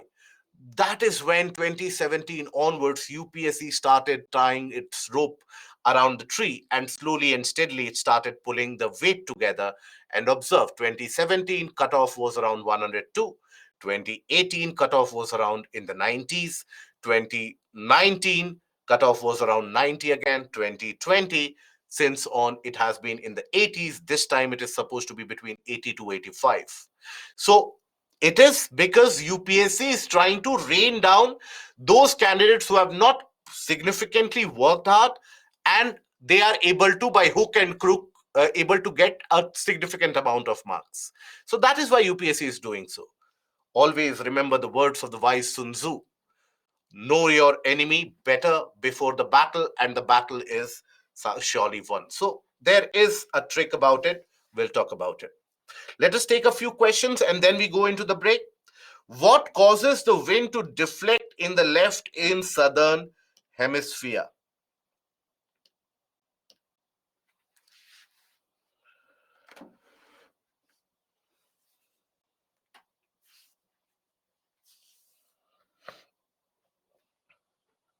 Shalu, upslope fog happen, then how orographic rainfall will happen?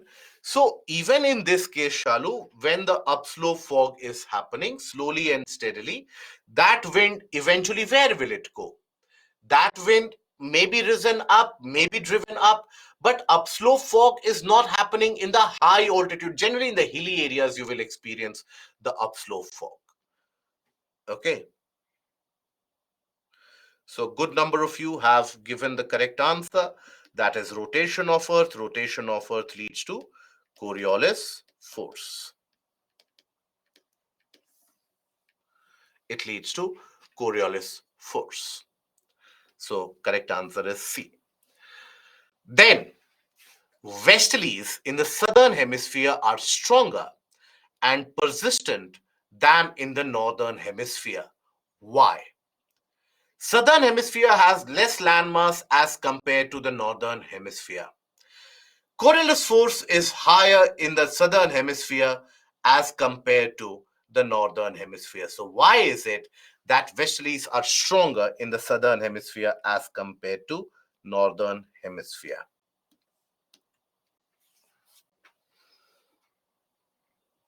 Okay, and I'll show the leaderboard. So I hope, Shalu, that is understood. Uh, Very good, Nitesh. Nitesh, just carry this process on. I'm sure by the time that you're appearing for the exam, you will have a very good command over that.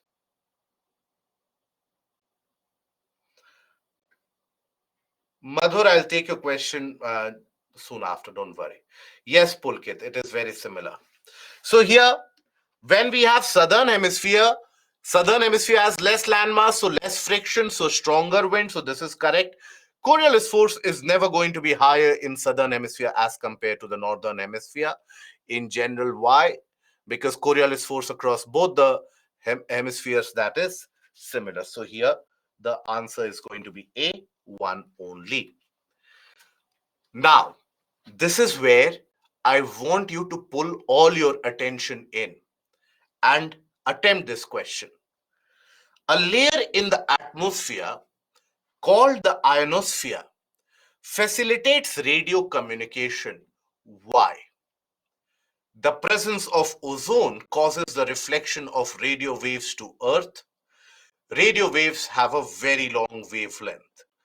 Which of the above statement given or which of the statement given above is or are correct? And the question is, a layer in the atmosphere called ionosphere facilitates radio communication. Why is it so?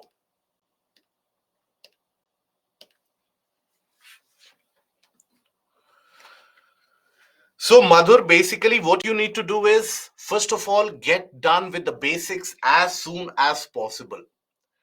Okay, get the aspect of basics portion done. Basic means start with the big four subjects, get those big four subjects completed very soon.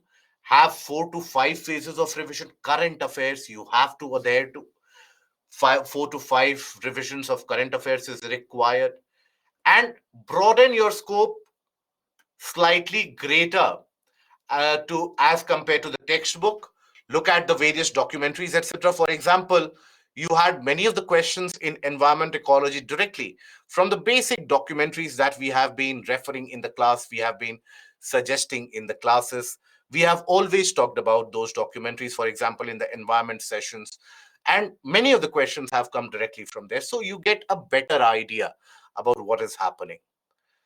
Which are the big four subjects? So polity, geography, history, and the in history, the modern history and economy. Get these four of them out and covered as soon as possible. So here, majority of you have given the incorrect answer in this case, and that is what also happens in the prelims examination.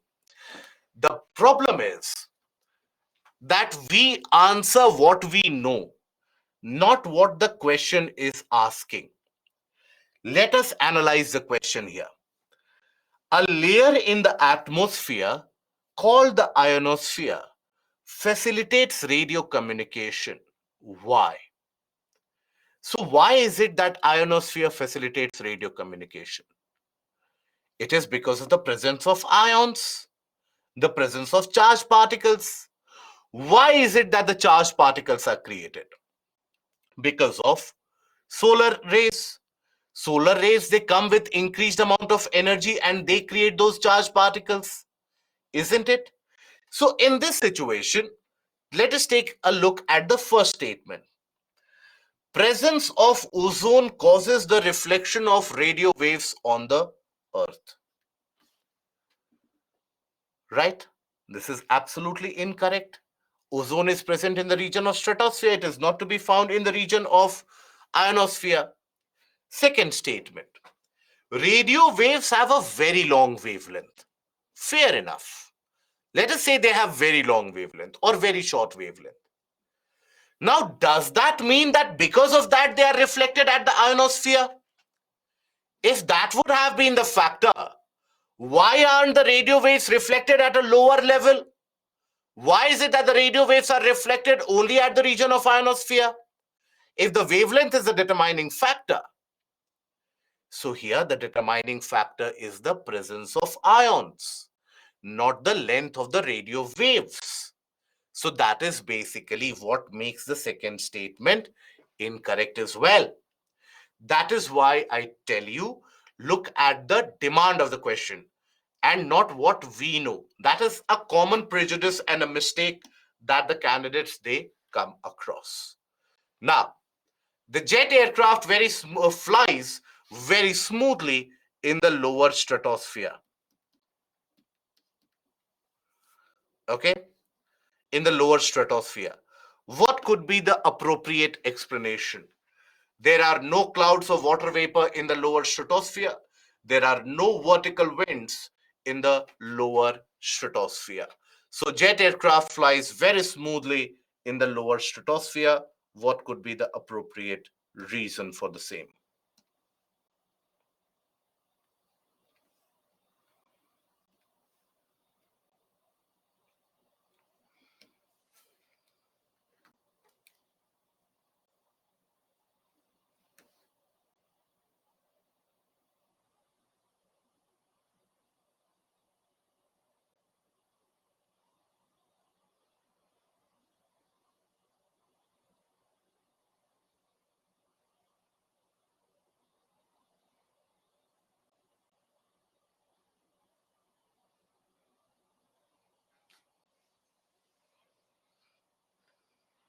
Good. This time majority have given the correct answer. So there are, in the case of stratosphere, as far as what we have studied, cloud cover is not there in the region of stratosphere. It is present in troposphere. There are no vertical winds in the lower stratosphere. Why? Because the lower stratosphere, there we experience a kind of a negative lapse rate. So hence no vertical winds, hence no turbulence. So basically here in this case rather, this is correct and this is also going to be correct. So no vertical mean winds. Why? Because of negative lapse rate, and hence you have no vertical movement of air, hence no turbulence, hence jet aircraft flies there. Okay, so that marks the end of the questions. Now we can take up the break. Okay, so this is the leaderboard.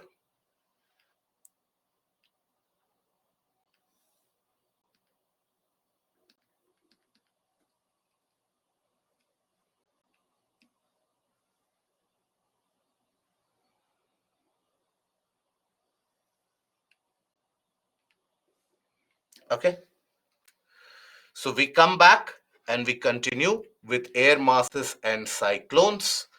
So here we come back after the break. So let's take the break and be back at 8 a.m.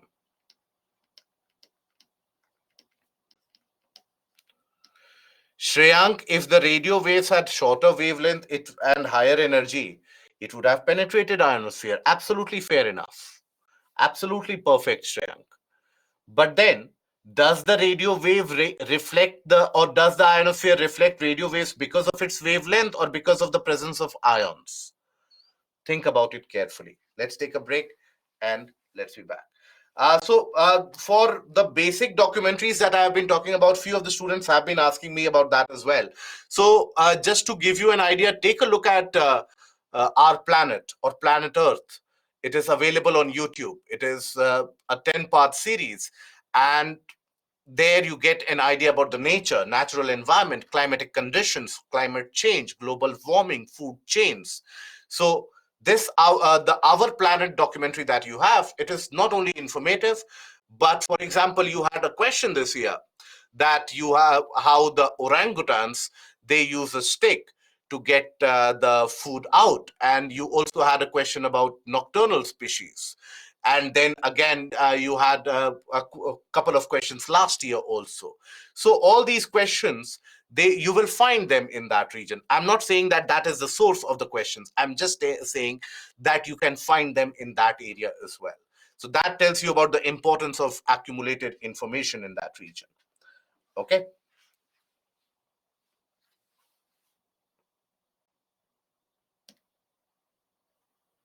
Yes, Shalu, that is correct.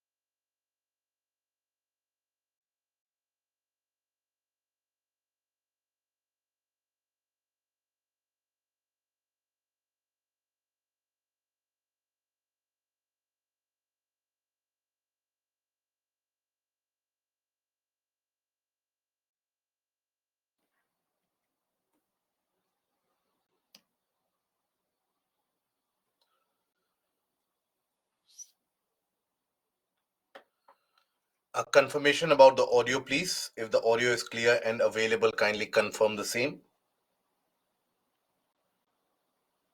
Okay. And Shivani, you had a question, and please ask your question. What is the question that you are facing difficulty in?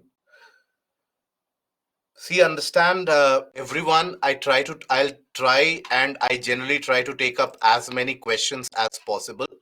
So, in case your question is not answered to or is not replied to, don't worry about it. But the effort is to take as many questions as possible in this case. So, if sometimes it can happen that, let's say, few of the areas or few of the questions are not replied to individually or personally. So, Shivani, if you are in the session, do ask that question. Whichever question that you are facing difficulty in, do ask that question. Prelim strategy. Prelim strategy should be to cover the basics, cover the basic portions here, and as many times as possible. And after that, try to revise them significantly. At least 4 to 5 stages of revision should happen. And once the revision is completed, only after that, current affairs should be looked at. And along with that, current affairs should be worked simultaneously. And more you revise the portion of current affairs, the more confident you will feel. Many of the questions, for example, in geography, you had a question about titanium oxides. Now, these were to be found in the current affairs. For example, you had the portion of cobalt to be found in DRC, again, a portion of current affairs. Okay. So now we come to the portion of air masses and cyclones. No, Anjali, for everyone, I would suggest there is no alternative to reading newspaper. There is no alternative to newspaper reading. Okay. So now we come to the portion of air masses and cyclones. Now this is relevant for your prelims as well as for your mains examination. Prelims.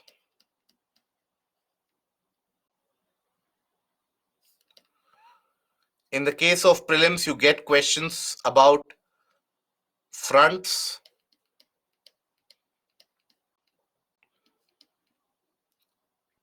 the basic features of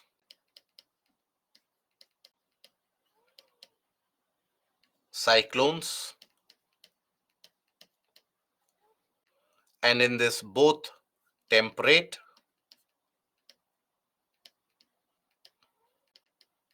and tropical. So from this area, questions are asked in the prelims. And in the mains,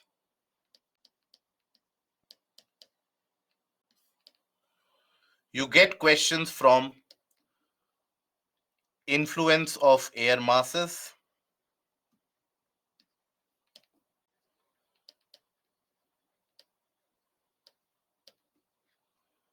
then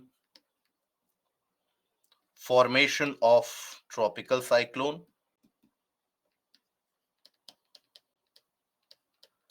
why tropical cyclones are generally asked is because it is this portion or it is the phenomena which influences India greatly.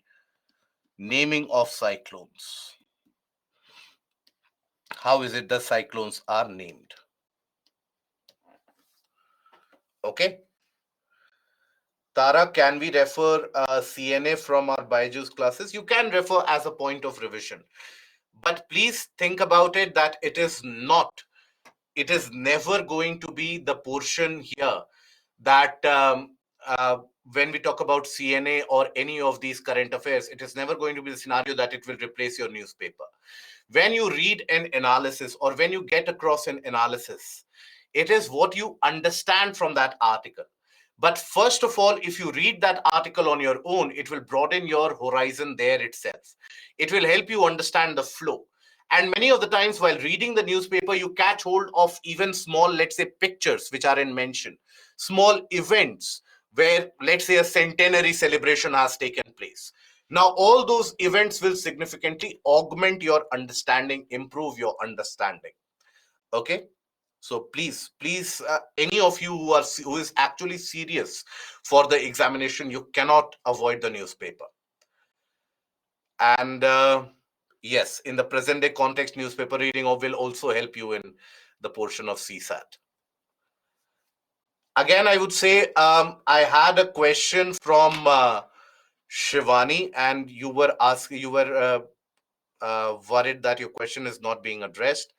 So, Shivani, again, if you are in the class, please do ask the question. And preparing for 2025, so should I read current affairs or completely focus on static? Focus on current affairs from now itself. Okay, get a trend of what is happening in the world, so that by that point of time your information pool should be large enough. Please understand, UPSC is not asking you questions. For example, the Volbakia method that was asked in science and tech, that Volbakia method has been in use for the past 2 years. So maybe you would have missed it out in this year's current affairs, but if you are regular in the portion of past 2 to 3 years, you will always get an idea. Last year, UPSC had asked about Miyawaki, biorock technology, the portion which was in current affairs 2 years prior to that. So, there again, it is a kind of an accumulated information which will give you an idea. Without wind movement, would clouds make suffocation condition? No. Can I read Indian Express? Absolutely yes. Uh,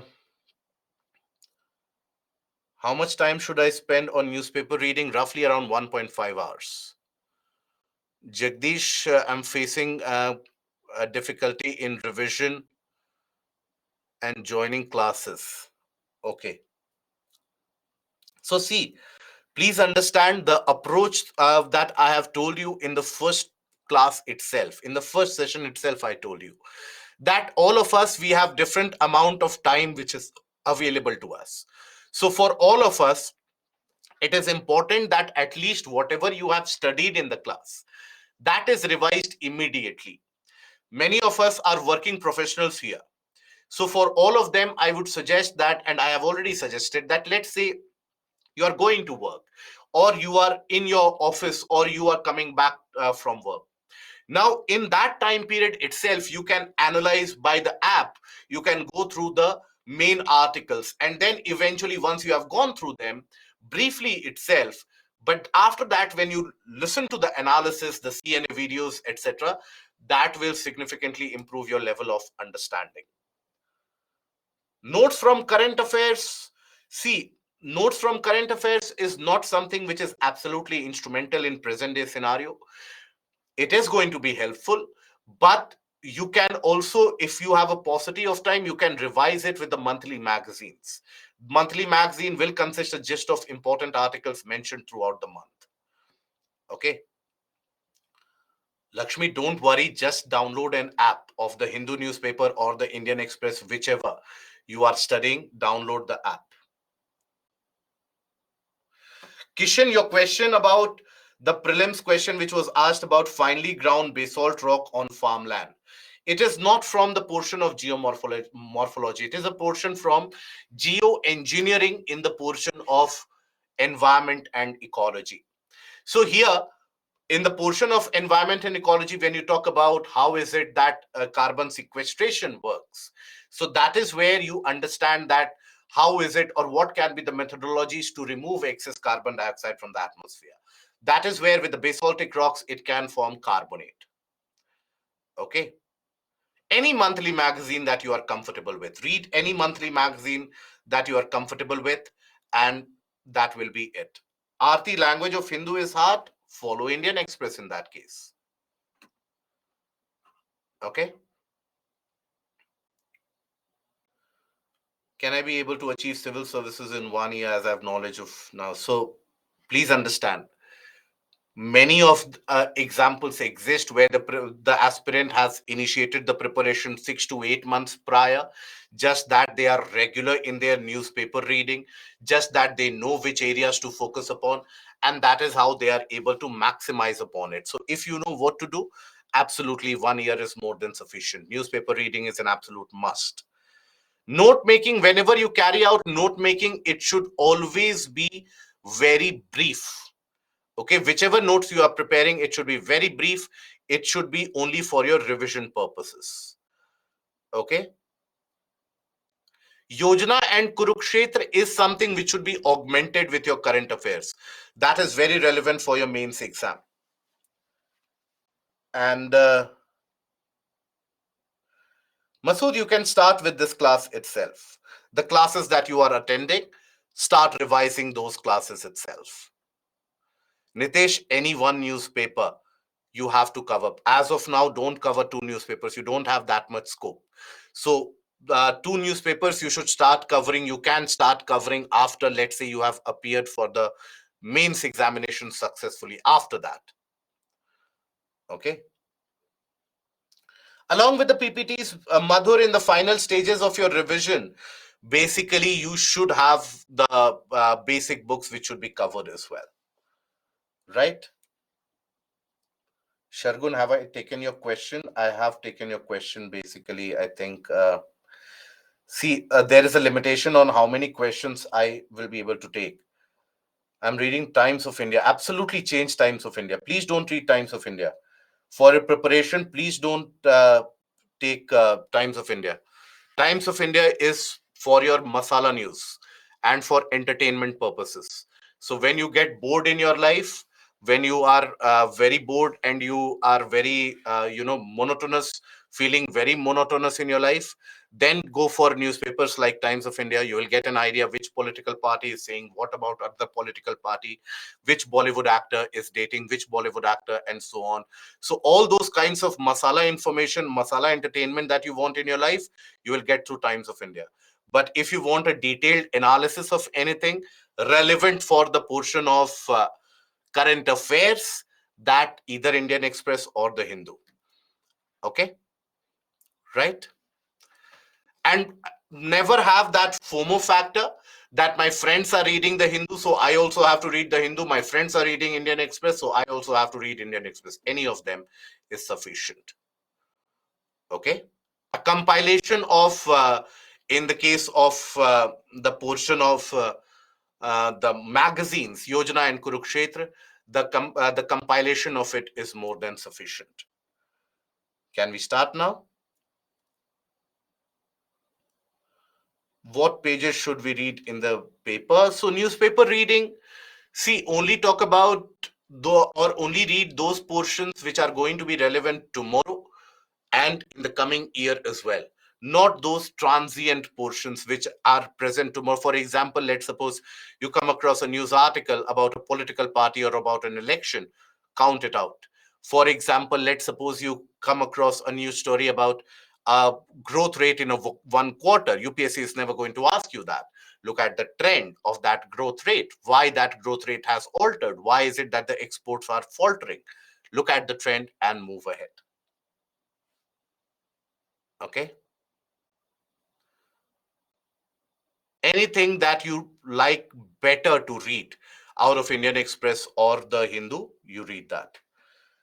And if anyone have the Hindu, so if you are not able to receive the Hindu newspaper physically, you can always attain it by the mobile version also. You can do that. Or in that case, you can provide, or you can have the Indian Express, whichever is available. Yes, Ashwant, that will be very productive. See, many of us, many of the candidates, they have got that tendency that when they attend the session, they end up revising it with the tablet lectures also. That is also a methodology you can adopt that will significantly improve your understanding of that particular subject. So that tablet lectures which are available for you, make maximum utilization of that. Okay. For geography, optional Down to Earth magazine is good.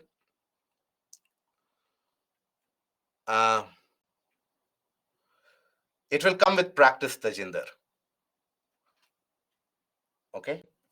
And okay, Tara, you had a question. Shivani, if you have a question, please ask right now. Travel year is 20. Current affairs, you should start immediately. If you are going to attempt the exam in 2025, 2027, 2030, 2035, 2050, 2100, whenever you are going to attempt the examination, start the preparation of current affairs immediately.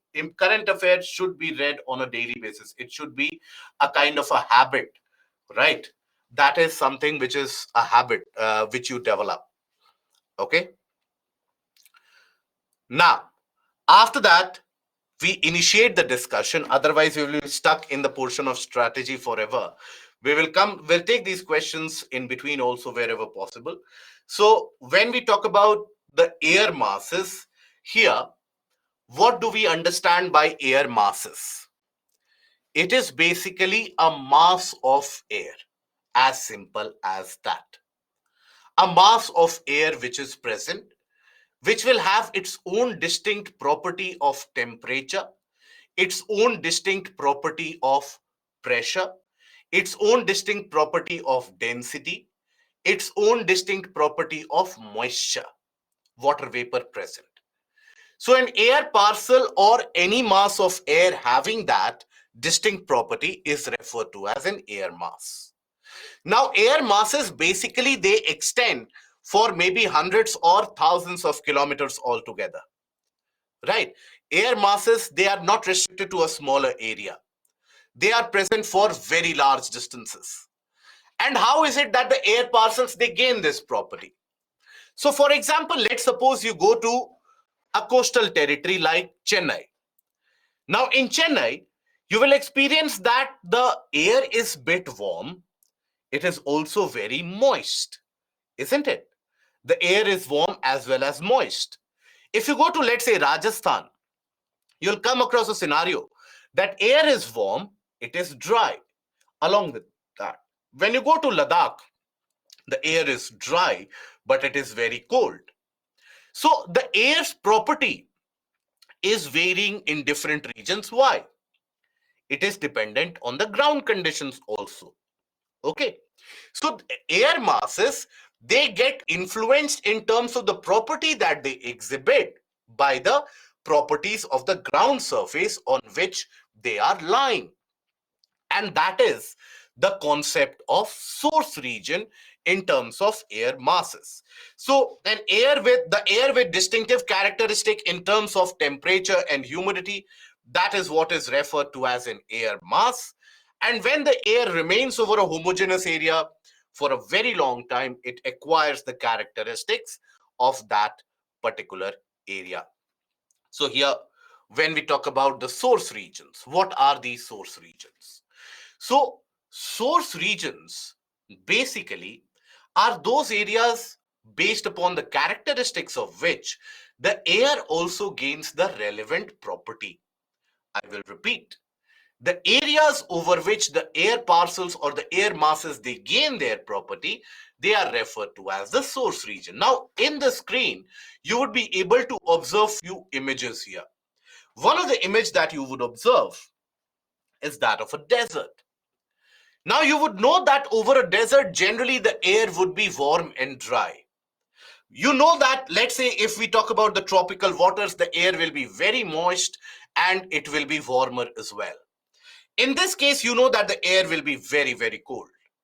So basically, the region over which the air lies, that is the property that the air mass gains. So based upon the regional characteristic, the air masses can be classified into various different types. So how is it that the air masses are classified and how is it that they are named? So for the classification or the naming of the air masses, the first thing that you have to identify is whether that air mass lies over a land area or over a water body. That in itself is very important. Because if the air mass lies over a water body, it will gain a greater amount of moisture. When you have an air mass which lies over a land area, it will be very, very dry as well, right? So in this case, first of all, you identify that. And there you attach the symbols either small m for maritime air masses,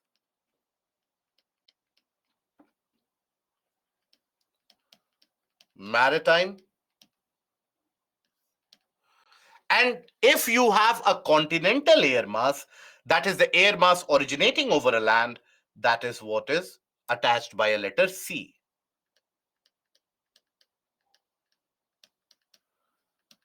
Continental air mass, there you use the letter C in that case. Now then you have the naming also, which is done depending upon the region. Now, in continents also, you have basically the spread of continents right from the equatorial areas all the way till the polar regions. And there is a significant variation in terms of the water bodies also from equatorial areas to the polar regions. So accordingly, if the air mass is present in the region of Arctic, that is the Arctic Ocean and the surrounding land mass, in that case, a capital A is attached. In case that the air mass is present over, let's say, Antarctica, double AA is associated here. If, let's say, an air mass is found in the continental and the oceanic areas in between 50 to 60 degrees, you attach the letter P. In case you have the air mass over the continents and oceans in the tropical regions, you attach the letter T. And in case when we talk about the oceans close to equator, you attach the letter E. So that is the equatorial air mass. So accordingly, all the air masses, they end up getting classified. This is the broader classification of the air parcels and the air masses that we come across. Now identify it and observe that. So first of all, around the equatorial areas, if you will see. So around the equatorial areas, you will have maritime equatorial.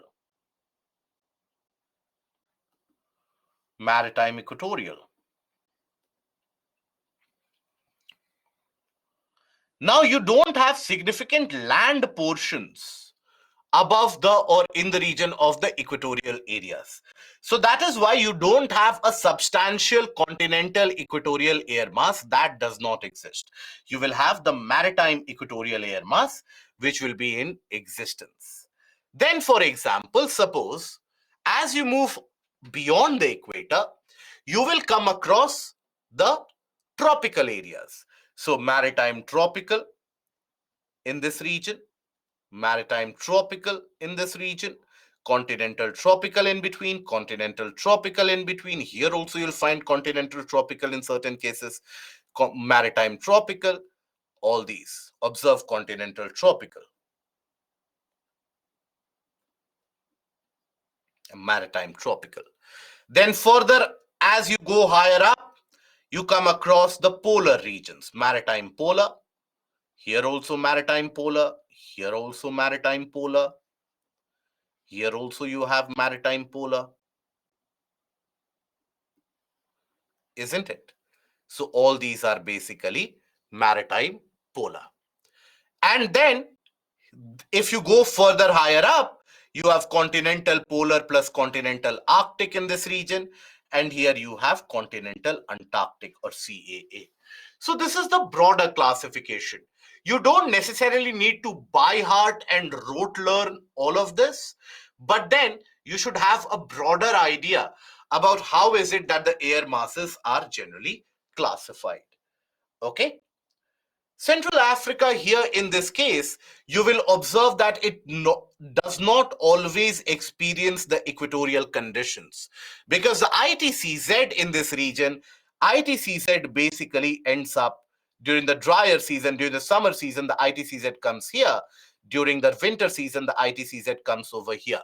So because the ITCZ in itself is varying, that is why Central Africa here, only in the region of Congo rainforest do you experience that equatorial condition. And it is a small area in comparison to the entirety of the planet, hence no continental equatorial. Okay, and Indonesia region doesn't consider as continental equatorial, no, because it is an island territory. Island territory means You have a lot of water around. That means there also you have a regular convection which is carried out. And the water or the air in general will be what? Very moist in nature. Very moist, bringing very heavy rainfall on a daily basis. So that is why no continental air mass in that region. Okay? I hope that is understood. Right? And again, I would say, when we talk about, let's say, these air masses, you need to be aware about what these air masses are. That's it. And how is it that they gain their property? If you are aware of that, more than sufficient. Now, then we come to the portion of fronts. What do we understand by fronts? Now, fronts, it is an English terminology. Okay. Now, when we talk about fronts, you use it in English language and in your English vocabulary as well. Now, there, when is it that you use front? The general led the battle from the front. The army is deployed at the front. Right. Now, what is it? It is the margin, the end of something. Right. So, similarly, across the planet also, we have the warm tropical air which moves from the subtropical high pressure region, and simultaneously we have the cold air coming from the polar areas. Now, when these two will interact, when these two will come in front of each other, okay, so that is what I would recommend you always go behind the logic of it.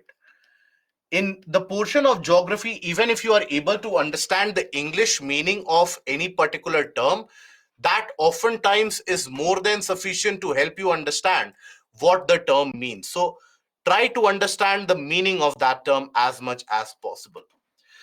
So in this case, the cold air and the warm air, they lie face to face with each other. Now, when they lie face to face with each other, in that case, what happens? The air doesn't mix easily because each of them have different properties. So there is a zone of transition. That zone of transition is what we refer to as a front. Now, this front will be created when? This front will be created when warmer air and colder air, they come together and they interact, or they are faced with each other. So that is when you will have that zone of transition in existence. So the generation of a front, the formation of a front in itself, that is what is referred to as frontogenesis. That is the birth of the front. That is what is referred to as frontogenesis.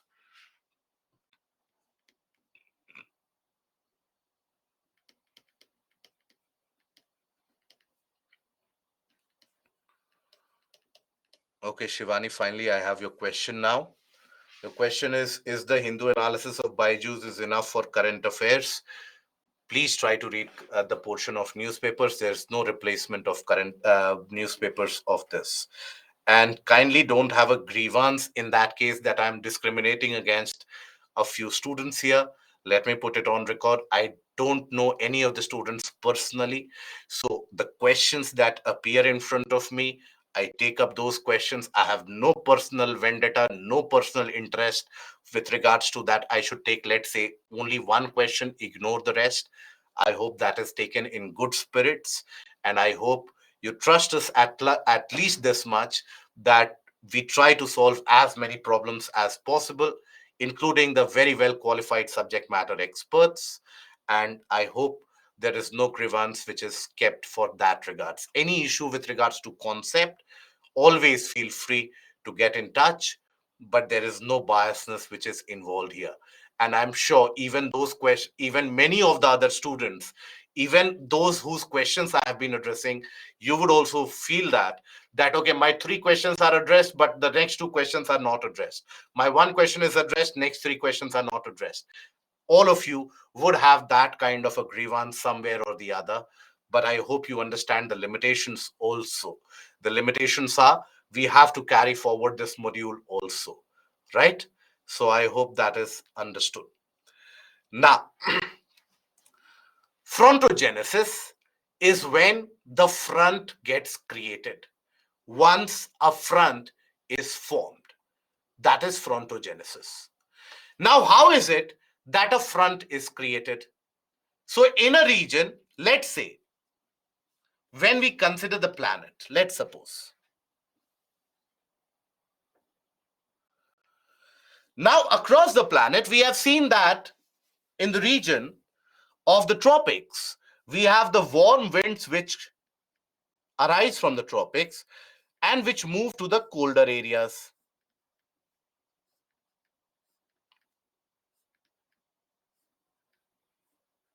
Okay.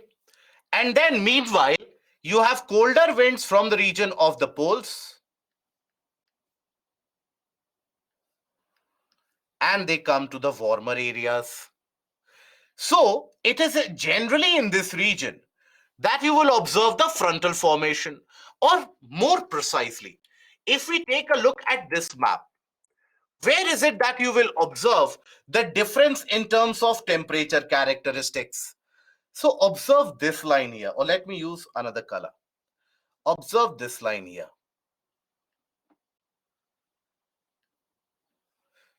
Can we say that this is a differentiating line between the cold air and the warm air? Can we say that? So this is where the fronts can be created. Now, tell me one thing. This region of interaction of cold and warm air and this region where the front is getting created, can this shift north and south, or will it be fixated in a place?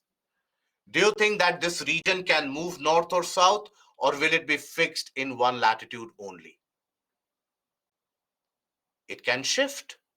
Good. Between various seasons, you have differential rate of heating in different areas.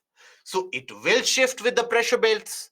During the summer season in the northern hemisphere, for example, the significant portion of northern hemisphere will get heated up. So the front formation will be shifted for the north. And again, during the winter season, it will be shifted south. So these pressure or these frontal regions where the front is to be created, that can shift north and south. Now, they occur along the mid latitudes. Overall, I hope the basic classification is understood in of the latitudes. In case the basic classification is not understood, just understand one thing, that that is between the Tropic of Cancer and Tropic of Capricorn. This is referred to as the tropical region. Now, between this and the Arctic Circle, that is the temperate region. Then you have the polar region. Here also, you will have a temperate region. And then you have the polar region. Now, when we talk about middle latitudes, we generally refer to the temperate areas of the planet. Now, the extent of the middle latitude, it is not fixated. It exists roughly between 35 degrees to roughly around 55-60 degrees, north and south latitude. Okay, that is where we talk about the presence of temperate or middle latitudes in general. Now here, let us come to one more concept, that let's suppose here we observe a formation of a front. You have warm air, you have cold air. They have come face to face with each other. Now a front has formed, frontogenesis has happened. Now, once that has happened, any of the events can take place. Cold air can rush in. Maybe the cold air being supplied from a high pressure in the polar region. Maybe that high pressure is so powerful that the cold air gets pushed in. Excuse me. And when the cold air gets pushed in, it will push into the region of the warm air. It can also happen that the warm air gets pushed in and it gets pushed in into the region of the cold air. That can also happen. It can also happen that neither the cold air nor the warm air will move because neither of them have enough energy and they keep on facing each other. They keep on facing each other. Now, if no movement happens furthermore for, let's say, 2 to 3 weeks in general, roughly the time taken is between 21 to 30 days. So let's consider 2 to 3 weeks. If no movement happens even within 2 to 3 weeks, slowly and steadily, the air parcel will start gaining each other's properties. The warmer air will start to get cooler, the colder air will start to get warmer. Now, in that case, what happens? When they will start mixing, they will lose their individual properties. Now, in that situation, can we say that the front exists anymore? No. When they will gain each other's properties, the air will become very, very homogeneous. They will not have that distinct zone of transition anymore. So that can be referred to as the death of a front. And death of a front is also what is referred to as frontolysis. Yes, they are only coming to form the front and they are not mixing with each other. But when they are in the same position for a very long period of time, that is when they start mixing with each other. So here, that is frontolysis. Frontolysis is referred to as death of a front. Okay, that is what is frontolysis. It is referred to as the death of a front or dissipation of a front where the air gains each other's properties. Now, these fronts are classified depending on whether the cold air is active, whether the warm air is active, or whether there is no movement which is happening. So accordingly, when we take a look at the types of front, we have the stationary front. The name in itself is self-explanatory. Stationary. Front is as it is not moving. You have the cold front. In this, cold air is active. Cold air is active. Then we have the warm front. In this case, warm air is active.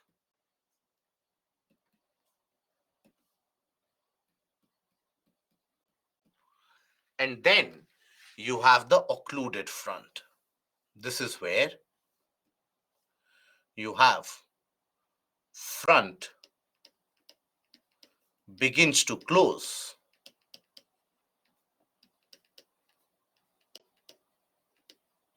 Ideally, both the air is active,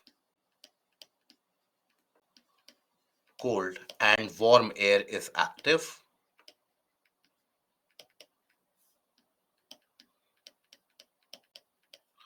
Front begins to close completely, lifting the warm air. Let us take a look at each of these. Let us try to understand what is experienced in this case, and let us try to also understand the weather conditions associated with them. Frontolysis basically refers to when you have the air parcels over a period of time when, let's say, they are exposed to each other and they are neither moving towards or away from each other. That is when they start getting homogeneous after around 21 to 28 days, 3 to 4 weeks. And that is when they gain each other's properties. When they gain each other's properties, there is no longer the existence of a distinct zone of transition. And that is what is referred to as frontolysis. Okay. So here, when we talk about stationary front is created when? When let's suppose cold air and warm air both have covered large distances to come face to face. But after that, they don't have enough energy for the warm air to be pushing into the area of the cold air and vice versa. They don't have sufficient energy for that. So they lie where it is, right? Imagine two groups, and you would have observed it, especially in the colleges and especially also in many of the localities. You would observe this, that initially people are very charged, that will fight on to death, right? And we will basically thrash the other group so much and so on and so forth. But by the time that they get to the meeting ground where the fight is supposed to take place, many of them are so tired by that point of time that you will find them sitting on the sides, drinking water, having a break, and having a jolly good time in that region itself. The fight doesn't take place. So that is basically a situation very similar to the case of stationary front. They have put all their energy in coming to that region. Now they don't have the energy. So they are lying static. Now they are waiting that if the pressure from where they have come from, if the pressure increases, maybe they will push forward. Otherwise, they are happy to be where they are. Right? So in this, neither the cold air pushes forward nor the warm air pushes forward. So both of them, they are face to face, but they don't have energy to come into each other's territory. Now, in the case of stationary front, there can only be certain outcomes of it. What can be the outcome? The outcome can be maybe over a period of time, the cold air gains some energy from the. How is it that the cold air will gain energy? Maybe cold air is getting supplied from what? From the high pressure in the polar region. That is the source of cold air. Warm air is getting supplied from what? From the high pressure in the subtropics. Now, it might happen that the high pressure is significantly large enough, it pushes the cold air, it pushes the warm air. So, it can lead to a formation of a warm front or a cold front. But then it can also happen that none of them move and they are in the same region for, let's say, 20 days, 15 days, 25 days. What will happen? Slowly and steadily, the air parcels, they begin to interact. They get to know each other, they like each other, they gain each other's properties. And that is when they lose their individual homogeneous property. And that means in that region, the air parcel won't be very distinct anymore. And that means it will be the dissipation of the front. So stationary front can lead to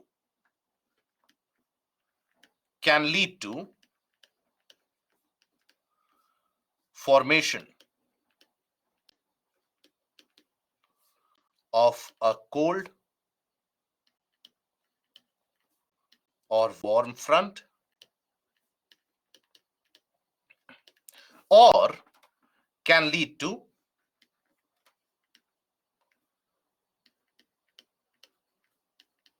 frontolysis or dissipation of the front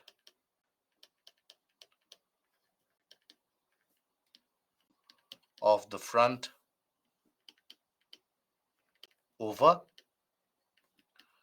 a long time period.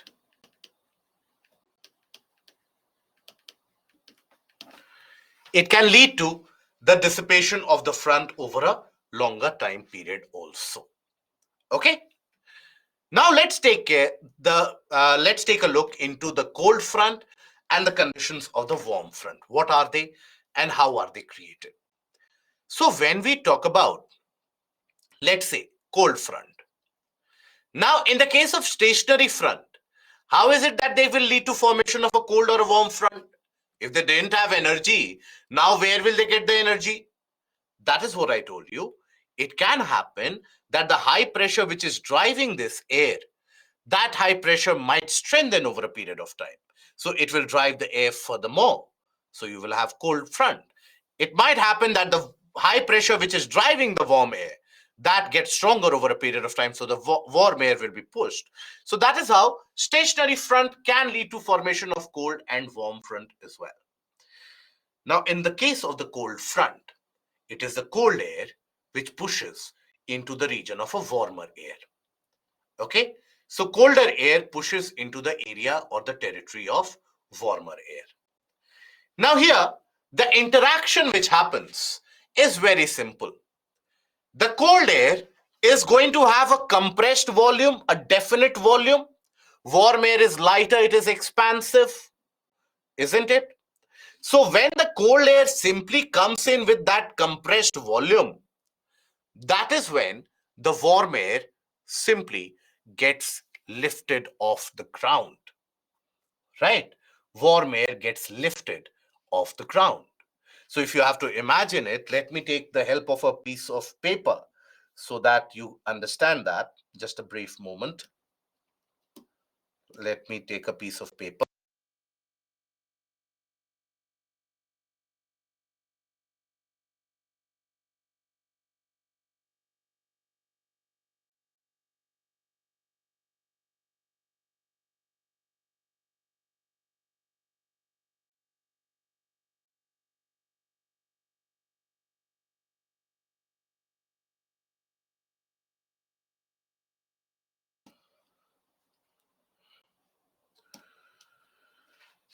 How high pressure in warm air? So subtropical high pressure belt. Subtropical high pressure belt drives the warm airs, isn't it? The westerlies are basically driven from the tropics into the colder areas.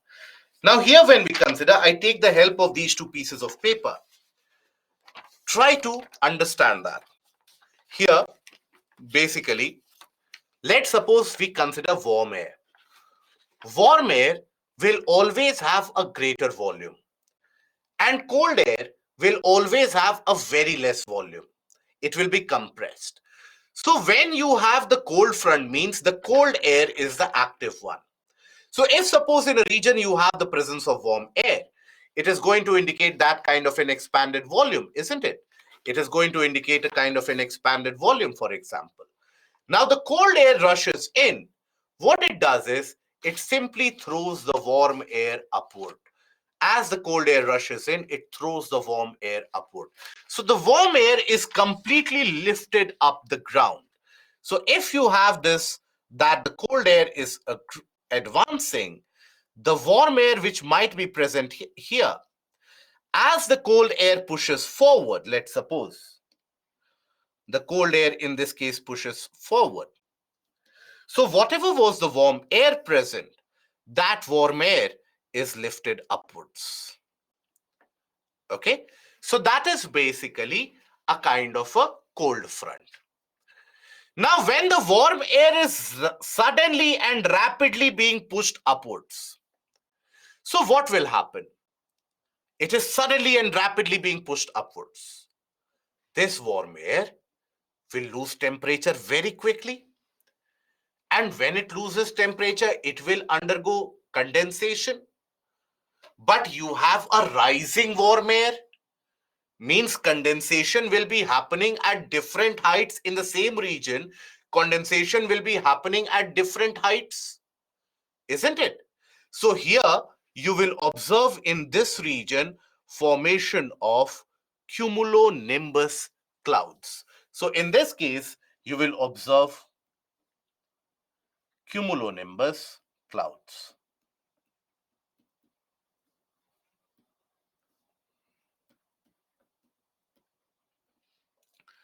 Now, these cumulonimbus clouds, they are associated with a set of weather patterns and weather conditions. So when you think about cumulonimbus clouds, what is the weather pattern and condition that you can associate with it? Let me know. We have thunder and lightning. Very good.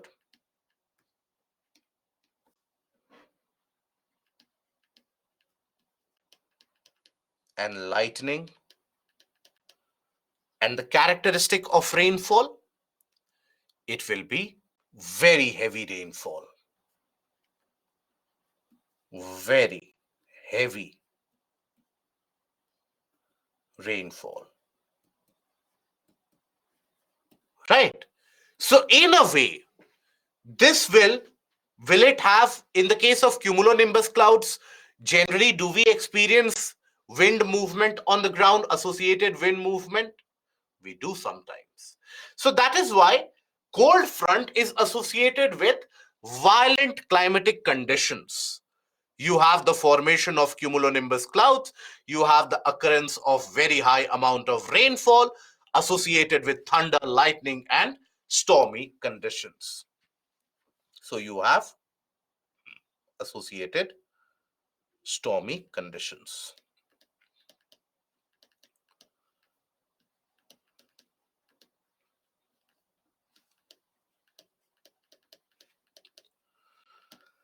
Then after that, we have the case of warm front. Warm front means the warm air is the one which is active. Cold air is the one which is stagnant or static. So again, I take the help of these pieces of paper, which have got a few questions of economy on it. So here, if I take the case of this piece of paper here, let's suppose again I represent this as a kind of a cold front and a kind of a warm front. Warm air will always have a greater volume. So in this case, it is the warm air which is advancing. So as the warm air starts to advance, let's say, as it comes, the cold air is lying there. The warm air very slowly and steadily will start rising up this inclined plane. Now, in the previous case, also the warm air rose up. But here, the rise will be different. Because in the previous case, as the cold air was pushing in, the warm air was vertically lifted upwards. In this case, the warm air slowly and steadily starts to rise up. So here, because the rate of rise is very gradual, spread over a horizontal distance, that is why here you will find, rather than cumulonimbus, nimbostratus and other kind of stratus clouds, they will dominate. Right? Because the rise is very slow, very smooth, and also over a larger horizontal region. So that is why here you will find a kind of a stratus type of cloud, layering of these clouds at various altitudes. So you have nimbostratus, all the stratus clouds. So what is the weather condition that we experience in this? So I will represent it with the image first so that you have a better understanding also. So here, let's suppose you have the cold air, the warm air,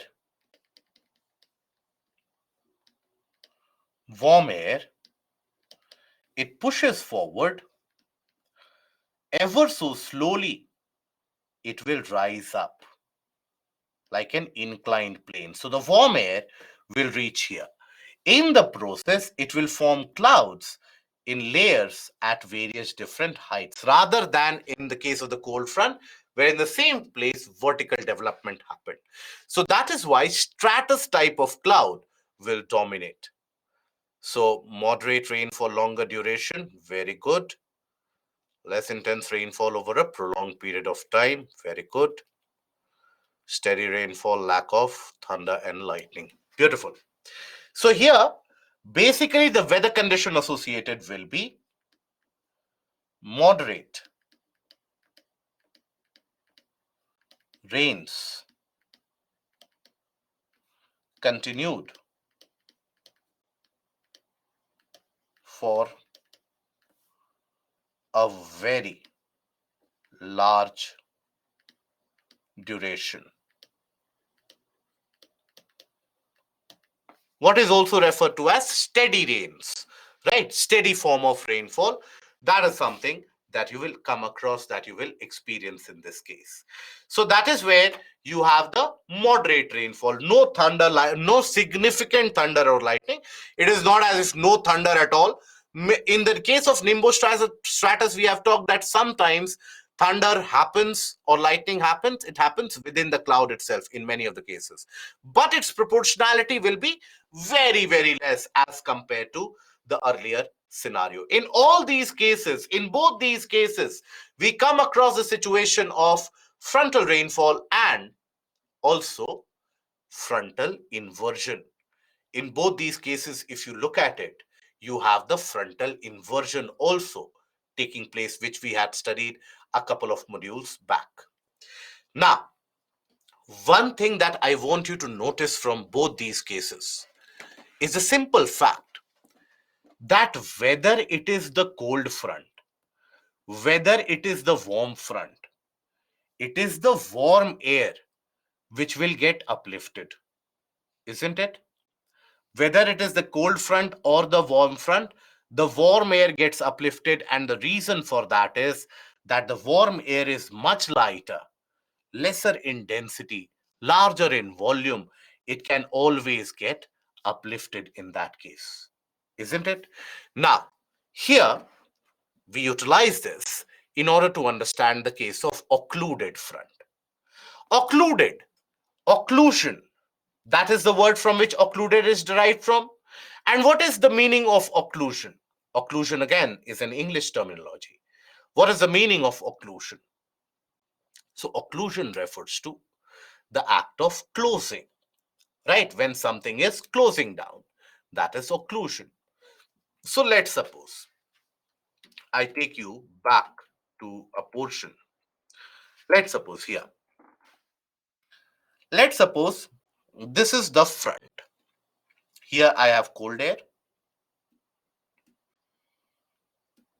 and here I have warm air.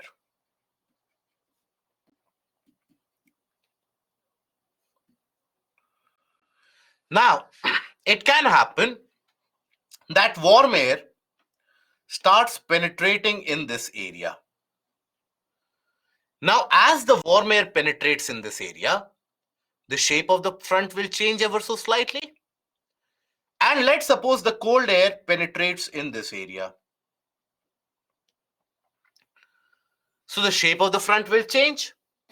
The front will now appear somewhat like this. The cold air will progress further. The front will appear something like this. Cold air has progressed. Now, excuse me.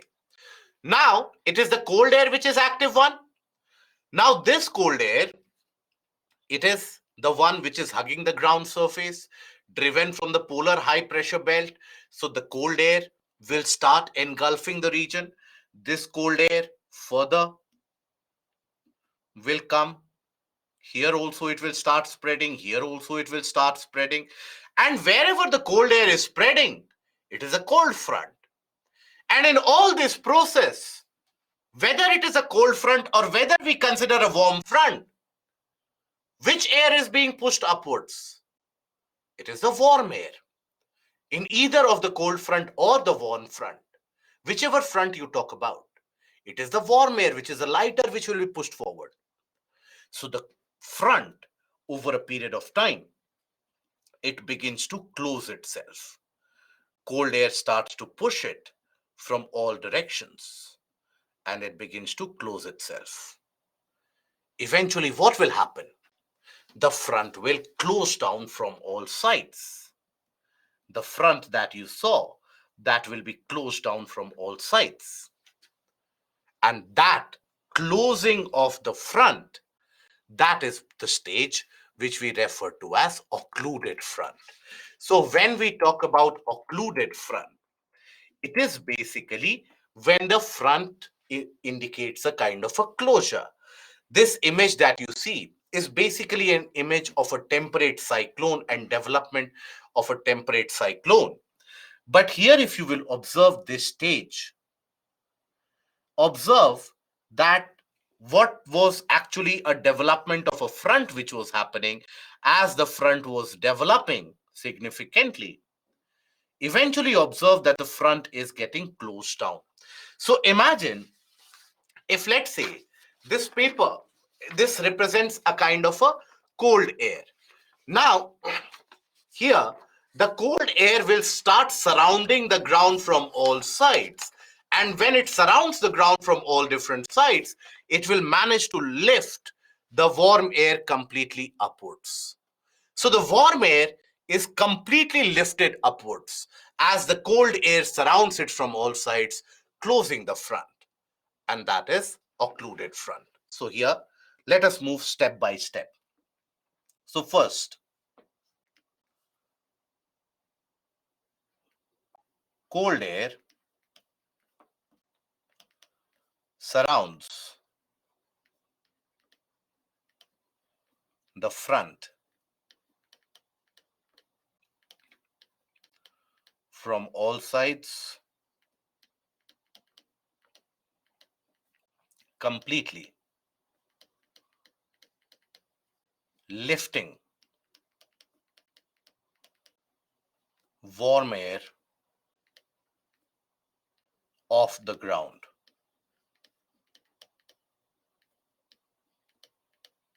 Okay? This leads to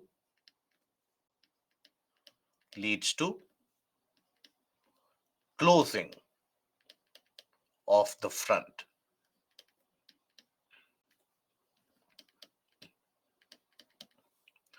And that stage of closing of the front, that is referred to as occluded front is formed.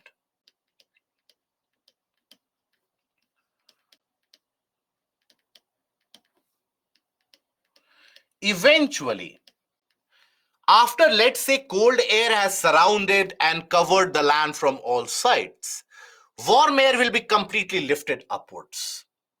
So in the region where the front earlier existed, in that region, do we have a difference of cold and warm air anymore? What do you think? In the region where the front has closed down, do we have the difference in terms of the properties and temperature, that you have a distinct cold air and distinct warm air anymore? No, we don't, because cold air has surrounded it from all sides. Warm air is lifted on the off above the ground. So on the ground, you don't have any difference anymore. And that leads to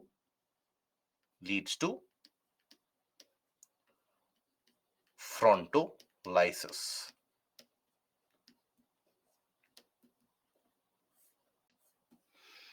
Significantly, it can lead to frontolysis. Okay? Uh, Femina is occluded front leading to temperature inversion? Yes. Pulkit, in case of occluded front, there will be simultaneous formation of both nimbostratus and cumulonimbus cloud? Yes. Occluded front is not clear. Okay. And right, when the cold and warm front come in front of each other, keep in that condition for a long time, they form an occluded front. Not necessarily.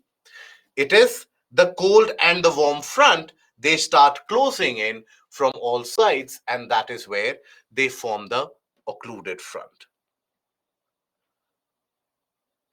Which type of air mass over Europe? You have the continental polar air mass in the lower regions of Europe, and in the higher altitude, you have the continental Arctic air mass. So let us talk about occluded front once more. Here, understand the pattern. Here, let's suppose this is the ground surface, the side view. You have the cold air, you have the warm air, right? Warm and cold.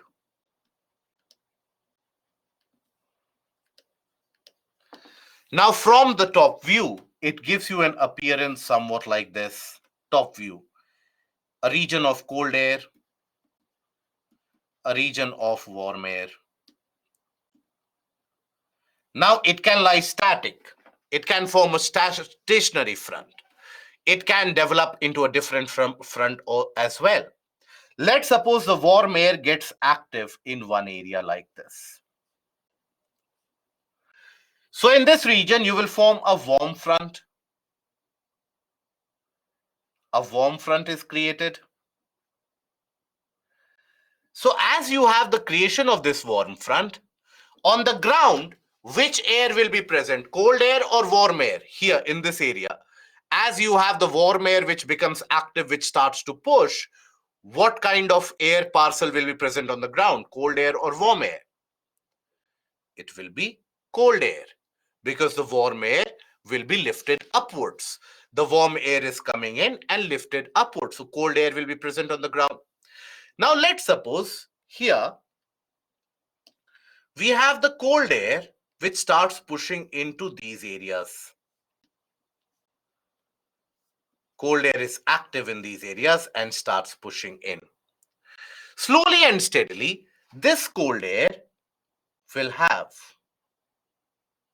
a kind of a formation, somewhat like this, where the cold air is going to surround the warm air from all sides, right? Because the cold air is the active one, it will continue to lift the warm air above the ground. Now, in this region, where you have the cold front in all these areas, you will observe cumulonimbus cloud. You will observe violent rainfall along with thunder and lightning. Whereas in this region, when we talk about the warm front, you will come across a kind of a nimbostratus cloud, gradual rainfall, steady rainfall, moderate rainfall, isn't it? So you have both these conditions which are prevalent. Slowly and steadily, whether it is a cold front or a warm front, it is the warm air which is continuously being lifted upwards. Whether we consider a cold front or a warm front, it is the warm air being lifted upwards.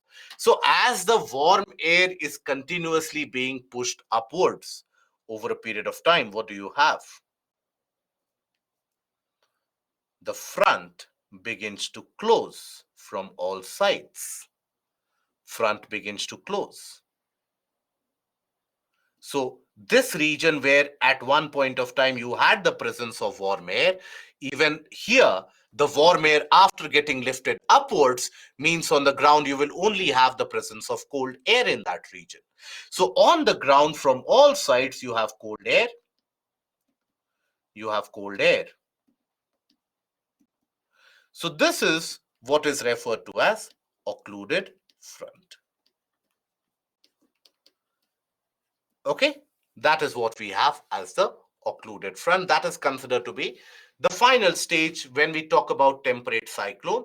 It is considered to be the final stage of a temperate cyclone. In occluded front, whether only one such isolated air mass is produced or will it produce a series of it continuously? So basically, occluded front can simultaneously be created in two different places of the planet also. It can be created at one place because the planet is a large area.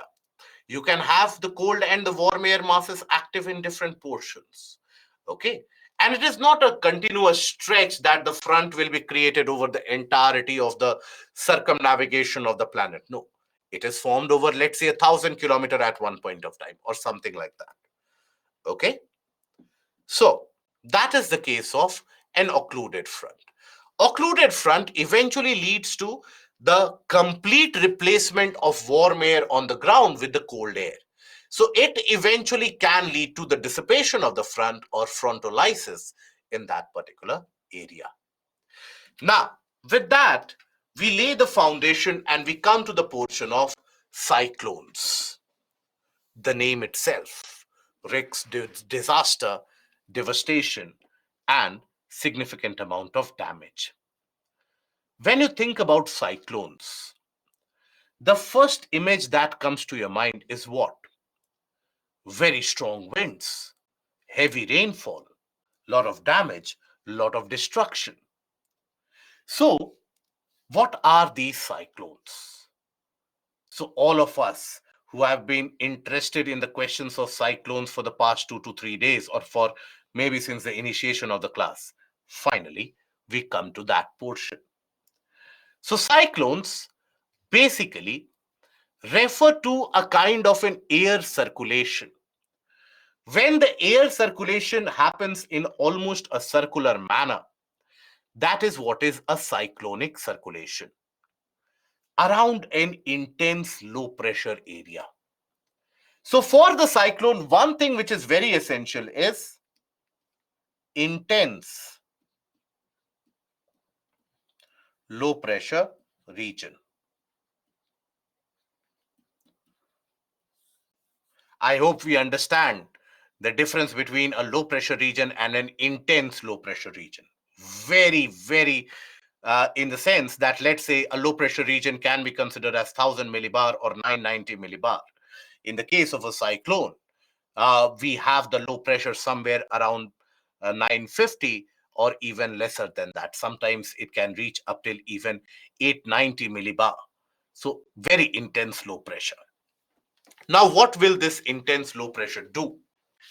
It will attract winds from all sides. Attracts winds from all directions.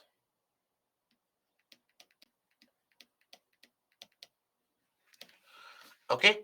It will end up attracting winds from all different directions. The winds will converge there. And there, as the winds reach in that particular region of low pressure, because that low pressure region is restricted to a smaller area, winds will achieve a circulation around it due to the Coriolis force. The winds achieve a circulation due to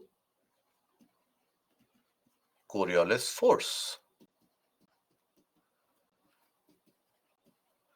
That circular rotational action of the wind, that is what is referred to as a cyclone. So, for example, if let's say I have a low pressure region,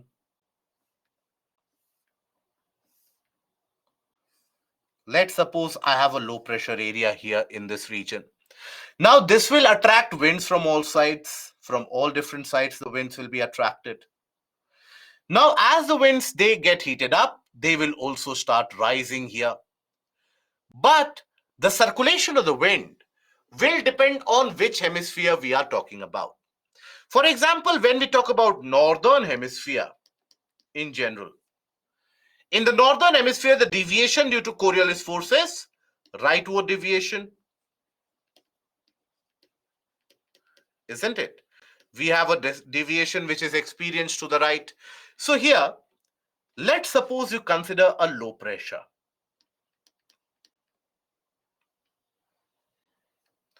Let's consider. Now, low pressure means winds will be attracted from all different directions. All different directions will have the winds moving in. Now here, they will bend to the right. So the winds, as they move in, they bend to the right. As they move in, the winds will bend to the right. As they move in, the winds will bend to the right. So you have a circular movement attained. Now let's say I ask one of you as a punishment to stand in the middle of the low pressure. Let's suppose I ask one of you, go stand in the middle of the low pressure and tell me what is the direction of the wind movement that you are able to observe around you. Now there, what is the direction of the wind movement that you will be able to observe? You will observe a kind of a wind movement like this. That is what? That is anti-clockwise. So cyclones in the northern hemisphere will be associated with anti-clockwise circulation of the winds. In the southern hemisphere, due to Coriolis force, we have what? We have the left deviation. We have the leftward deviation. So leftward deviation means if let's suppose this is the low pressure, here you have the winds coming in from all different areas, and they will be deviating to the left eventually. All of them will be basically deviating to the left.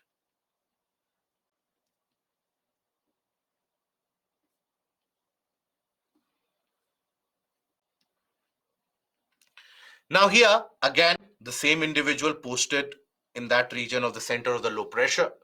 So if that person is asked to report what is the direction of circulation here, that person will say the circulation is happening in this direction. That is what? That is clockwise. Isn't it? So in the case of a cyclone, the winds, they close in, they come in, and then they start rising up in that kind of clockwise, anti-clockwise circulation in general. So cyclones are associated with rising columns of air, and rising columns of air will always create very dense clouds, cumulonimbus clouds, associated with intense rainfall and thunder and lightning. So when we talk about cyclonic and anticyclonic circulation, anticyclonic obviously is the exact opposite of a cyclonic circulation. So cyclones, they are created around low pressure. Observe how around this low pressure, winds are being attracted from all sides, and these winds are then rising up in a spiral.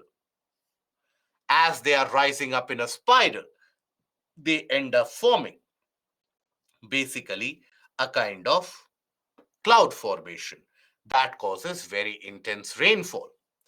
And then in the case of an anticyclone, these are the areas of very high pressure.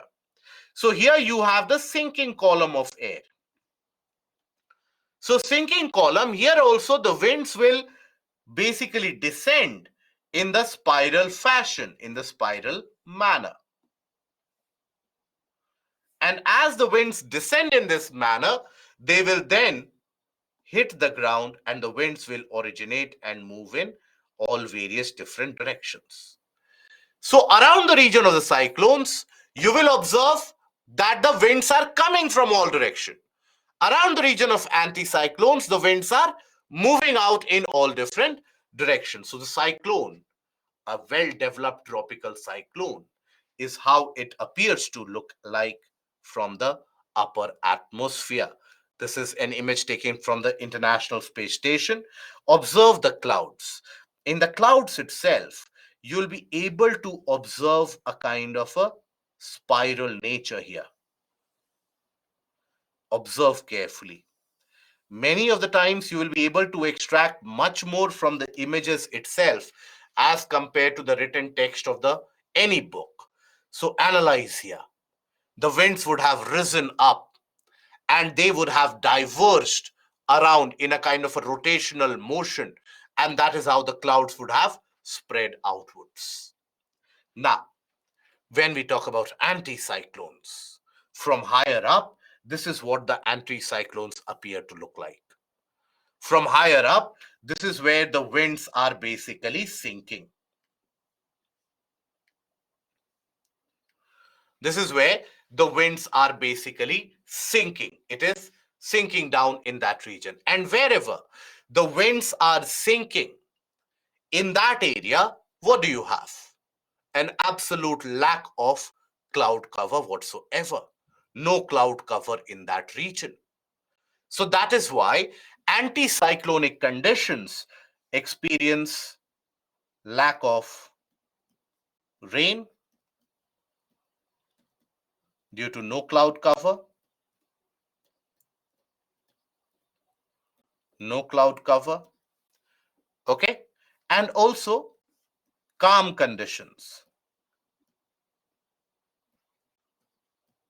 Why? Because you have sinking air, no horizontal wind, but sinking air. Sinking air.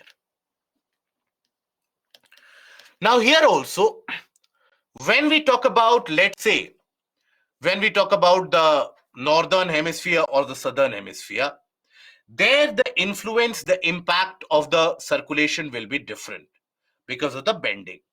For example, when we talk about the northern hemisphere, we know that northern hemisphere is associated with rightward bend. Associated with rightward bend. So this anticyclone, by the way, created due to high pressure. wherever you have intense, very intense high pressure in a region. For example, Siberia develops that anticyclone significantly. Presently, in these months, Australia, the western coast of Australia, also develops anticyclonic conditions. So, here, let's suppose you have the high pressure.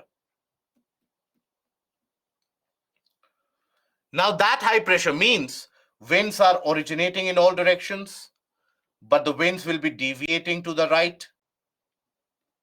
The winds will deviate to the right.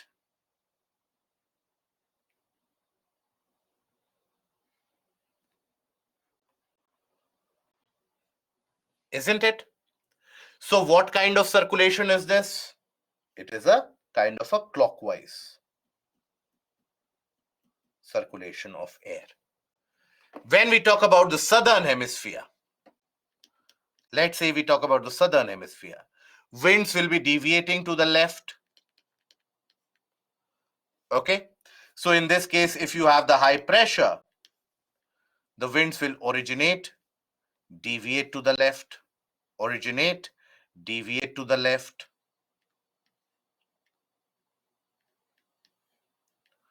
So, here, what kind of circulation have we achieved?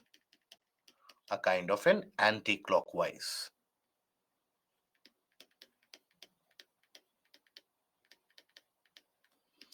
So the circulation achieved in a cyclone or an anticyclone is different in the northern and the southern hemisphere. This is for your reference purposes. But what I would want you ideally to do is, please don't learn this up. Please never learn this up. Okay? Always, whenever in doubt, take a piece of paper, draw it on your own. Cyclone will attract winds, anticyclone will repel winds. So draw it on your own on a piece of paper. That will be sufficient to give you an idea about the circulation that we have. Now, when we talk about the temperate cyclones, so in the case of the cyclones, they are classified into two types. One is temperate cyclone, other is the tropical cyclone. So when we talk about the temperate cyclone, obviously experienced in the temperate regions of the world. Tropical cyclone experienced in the tropical areas of the world. Temperate cyclone is something we don't experience in India. So we study about the temperate cyclones first, and then after that, we talk about the tropical cyclones tomorrow. So when we talk about these temperate cyclones, they are formed in the temperate areas. They are formed when you have the formation of a front, right? So sometimes these fronts, they intensify to form cyclonic circulations. I repeat, sometimes the fronts which are in existence, they intensify to form cyclonic circulations. But it is not the case that every front will develop into a cyclone. Some fronts will develop into a cyclone, but not necessarily every front will develop into a cyclone. So for the formation of a temperate cyclone, a frontal formation is a must, but does not mean the vice versa is also true in that case. Okay. So here, generally observed in the mid latitudes, mid latitude region, associated with frontal formation.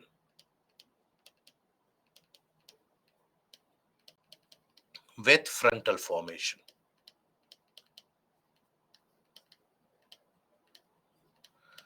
And if it is associated with a frontal formation, think about the area which is covered. The area covered, do you think it will be large or do you think it will be small? What do you think? Apply logic, normal logic. We have not covered it till now. So when we talk about the area covered, these fronts, they are formed over large areas. Fronts are formed over very large areas. So when these fronts get distorted to form a cyclone, that also will be formed over a very large area. So formed over a very large area.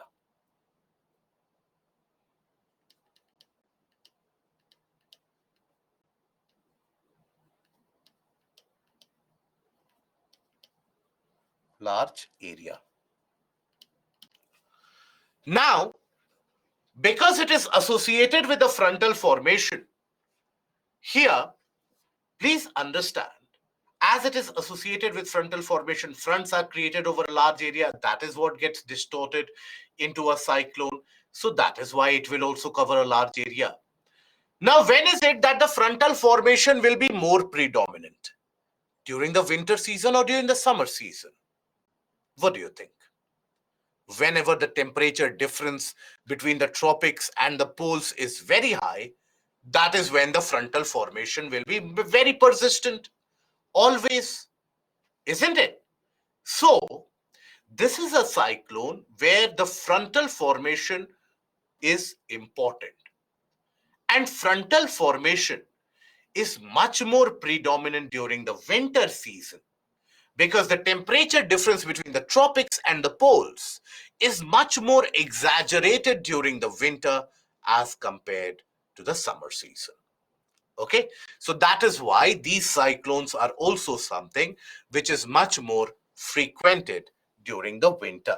The temperature difference between the tropics and the poles is much more exaggerated during the winter, and hence you will observe a greater frontal formation in winter. Okay, that is why cyclonic formation is more frequented in winter. We'll cover this tomorrow. There is no point rushing into this. Tomorrow we will cover this. Along with this, we will also be covering the portions of atmospheric phenomena.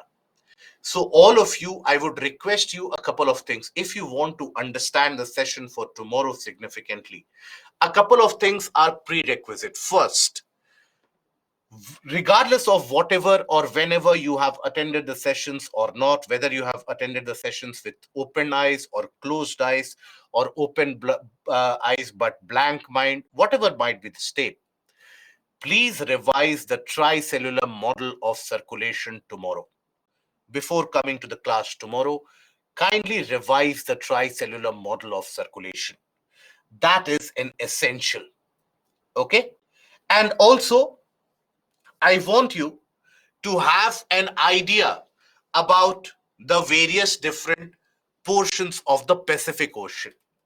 That when we talk about the Western Pacific, which are the countries that we are referring to, when we are talking about the Eastern Pacific, which are the countries we are referring to. So, Western part of South America and Western Pacific, what are they? What do we understand by Eastern Indian Ocean, Western Indian Ocean? These basics you should be aware of. Okay, tricellular model of circulation, absolutely important to cover. That should be covered significantly. And then after that, you have to know about the Pacific. I'll give you few map pointing in between. Pooja, in this case, if you are finding anything difficult, I would rather refer to you. Please understand many of these portions, it will get much more complicated in the books.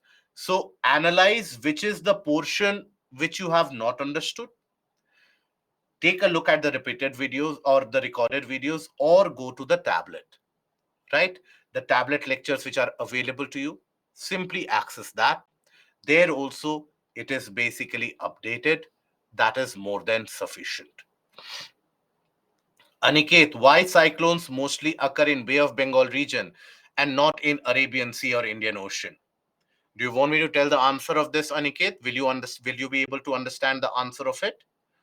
As of now, when we have not covered any portion of cyclones, will you be able to understand the reason? So the reason is that during normal Walker circulation, the conditions, and even during La Nina conditions, the situation is more favorable for the formation of cyclone in Bay of Bengal. Whereas only during the case of El Nino and during the case of positive Indian Ocean dipole, do you find a favorable condition for cyclonic formation in the region of Arabian Sea. To add on to that, the influx of river water creates a fragmentation and rather a stratification of water in the region of Bay of Bengal that further augments the formation of warmer region creating the formation of cyclones. To add on to that, you have the trade winds coming in, creating downwelling in the region of Bay of Bengal, due to which you have more formation of tropical cyclones in that area. To add on to that, the oceanic circulation which happens, because in the region of Bay of Bengal it is much more constricted and restricted by land areas as compared to Arabian Sea, hence more formation of tropical cyclone in the region of Bay of Bengal. Now, is that understood, Aniket? So kindly only chew as much as you can digest as of now. Okay, so we will cover the cyclones, we will cover each of the portions individually, then we arrive at the answer. What did you think? What the answer would be? The answer would be, because Bay of Bengal, has got natural gift and gift from God. That is why it has got more cyclones. Or do you think it is a one-liner answer? UPSC asks you to write 250 words about this. So it has got multiple different concepts involved. Hold your horses. We'll come to that. Or if that is understood, fair enough. Uh, in cyclone, always winds will move in circulation. Yes. In Himalayan region, sometimes anticyclones are prominent, not always. Cyclone is different from typhoons, tornadoes. Cyclone is different from typhoon. Tornado is just another name to a cyclonic circulation. Lakshmi, about the aspect of penny plains and pediplanes and pediments. Okay. So I think Aniket has understood. Aniket, have you understood the reason? Or is there any doubt which prevails? Let me know. Before that, map pointing, then Lakshmi, I'll come to your question. So here, map pointing areas that I want you to do. So first of all, I want you to mark the region of Peru, or basically take a look at the water bodies. Labrador Sea, Coral Sea, Tasman Sea.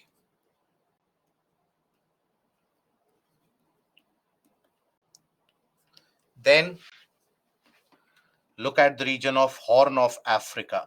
Be aware of the Horn of Africa. Horn of Africa, the region around the western part of Africa. Then after that, take a look into the portion of Gulf of Aden.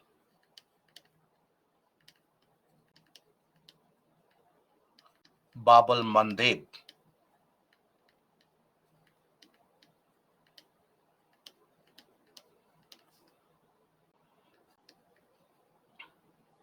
Then Strait of Hormuz.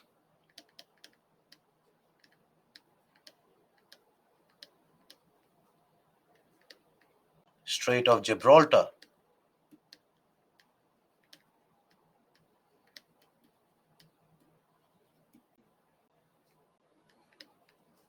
Then Gulf of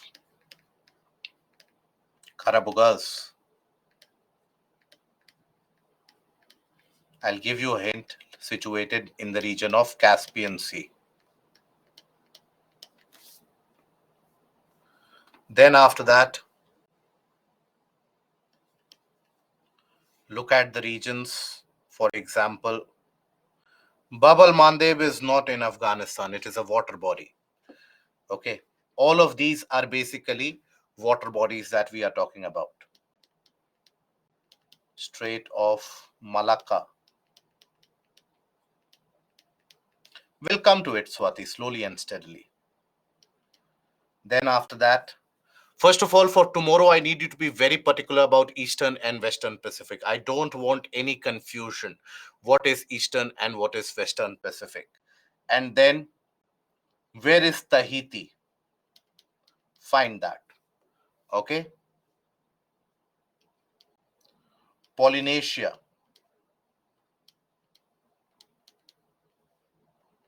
Micronesia.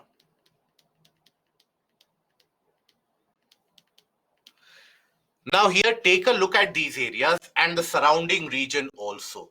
These two are separate. All of them, all of the other ones are basically associated with the water bodies in general. Okay, take a look at that. Right, and then I hope that screenshot or whatever will be taken by you. You won't have any issue in that. Now let me solve a couple of more problems and questions that we had. Why the temperature difference is more in winter?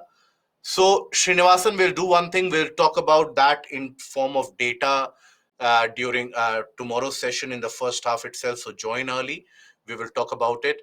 In tropics, basically the difference in temperature between winter and summer is not very significant.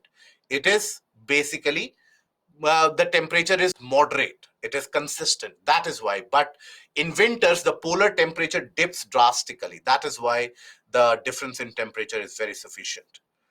Okay, and should we draw a world map on paper and locate on it? No, no, just take a look at it, an atlas, look at it where it is.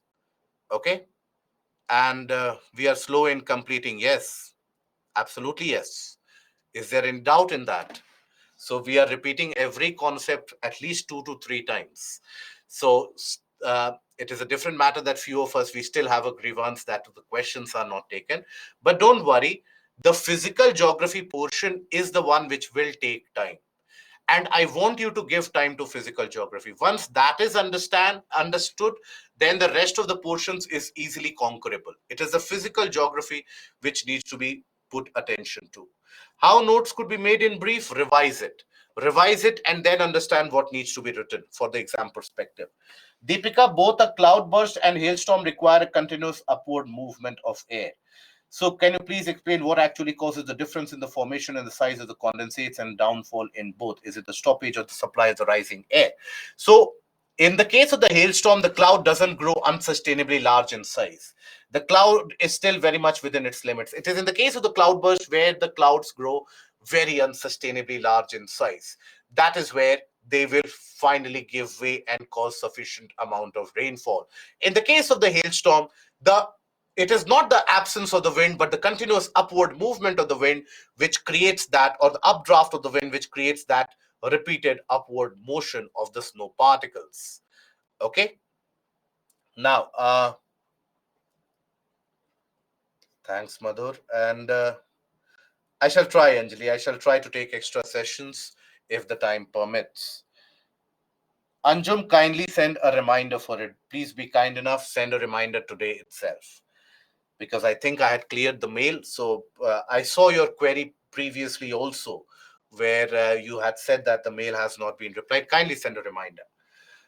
When an area starts to experience low pressure, it will attract winds from high pressure region, which will eventually balance.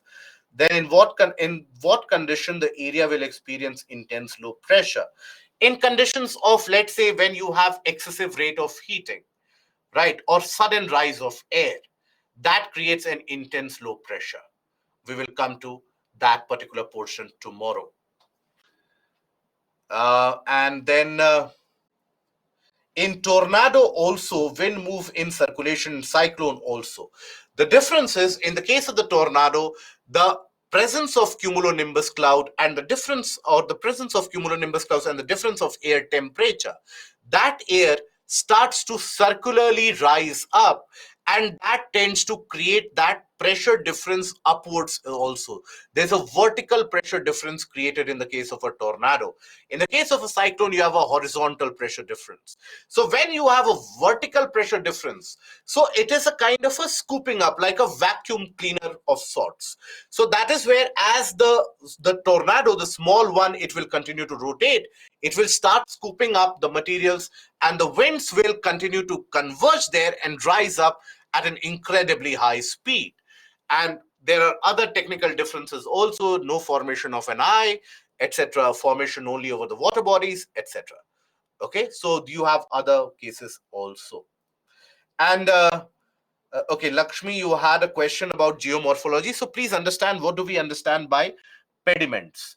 So if, let's say, you have a mountainous area, let's suppose, you have a mountainous region here. Now, due to wind erosion, etc., basically sometimes what happens is that the sediments or the materials to be eroded, they start getting eroded from the top of the mountains and they start getting deposited across the valley structure. They form very large deposits across the valley structure. These are your pediments. They will extend across like a thin film over the valley structure, over the low-lying area. That is a pediment. Now, the plane that they end up creating, that is what is referred to as a pediplane. Pediplane generally will have less features, and because it is a creation of a deposit, and basically pediplane at that point of time, imagine that all these hilly areas would have been eroded to form a kind of a plain-like substance by this wind action and by the deposition of these pediments. So that is what is a pediplane. When we talk about a peneplain, peneplain is in the process of the cycle of weathering or the cycle of erosion as provided by Davis. So peneplain is the final stage in the cycle of degradation when the entire top or the various different landforms, all the various different type of protrusions, they have been leveled by the exogenic forces. So that is when you have the development of a peneplain without any features. Any protruding regions which are still left, they are referred to as monadnocks. So peneplains are absolute flat featureless surfaces which are developed at the end of the cycle of degradation. Pediplane created by the deposits of these pediments carried due to the wind factor. Okay, I hope that is understood. So now a couple of more questions, and that is where I'll. So Lakshmi, I hope that is understood. And then Kishan, El Nino and La Nina circulation also led to cyclonic circulation, cyclonic rainfall. No, because in both cases you have low pressure, but it is not cyclonic. It is not over a small area. It is over a very large area. Except moisture and pressure, what is the source of energy in the case of temperate cyclone? It is the vertical rise of air, because both cold and warm front, they will initiate a vertical rise of air. And yes, Swapnil, the class is done. You can please leave the session if you want. And is the anticyclone form in the oceans mostly? In majority of the cases, yes, Pooja. Correct, Pulkit. Richa, I'm working. Is it okay to watch recorded session or should I try to attend live? You should ideally try to attend live. Because what happens in attending the live session is not only you go with a kind of a flow, you also have the scope of understanding a concept or keeping a concept for a few minutes in your mind. When you analyze a concept for a few minutes, that is when the doubts start to arise. For the recordings, you have the tablets anyways. The tablets are very extensive as well. So that will provide you a very good revision. But as far as possible, try to attend it live so that you get an idea about what is going on. No, the peneplains and pediplanes, they are basically the aspect of the cycle of degradation and erosion provided by Davis. So it is the Penck and the Davis cycle of degradation which is associated with geomorphology for your optional portion, not asked in the GS portion. It is important for your optional. Okay, Pulkit, I hope that covers that. Coverage of region is same for cyclones and anticyclones. Anticyclones are mostly dominant in the portion of temperate areas. Map pointing slide. This is the map pointing slide. Cumulonimbus clouds result in torrential rainfall. Yes, significantly. But okay, so that is right. So I think I have managed to answer majority of the questions. So as this time economic questions were not favorable, can we also opt for economic times? Where will this end, my dear friend? If tomorrow, let's say, geography is not easy, then you will start a different magazine for geography. This is not a sustainable method. Stick to the basics. Ensure that you do the same thing continuously, repeatedly, day after day. Repeat it. Trust me. Just follow this for 1 year. Trust me, you will succeed. If you don't succeed in your first attempt by following this technique, you are free to use any other technique that you want for your second attempt. But for this, trust me, for this, that cover and observe this basic strategy. Right now, you are covering the portion of geography. Ensure that by the time that we end up with the end of geography, 24th class of geography, you should have had a complete revision of that on a weekly basis. So revise it what has been covered last week. This weekend, revise what has been covered this week and last week. That is how you go with revision. So as of now, try to complete the entire portion of these big subjects, let's say within the next couple of months. Current affairs without fail on a daily basis.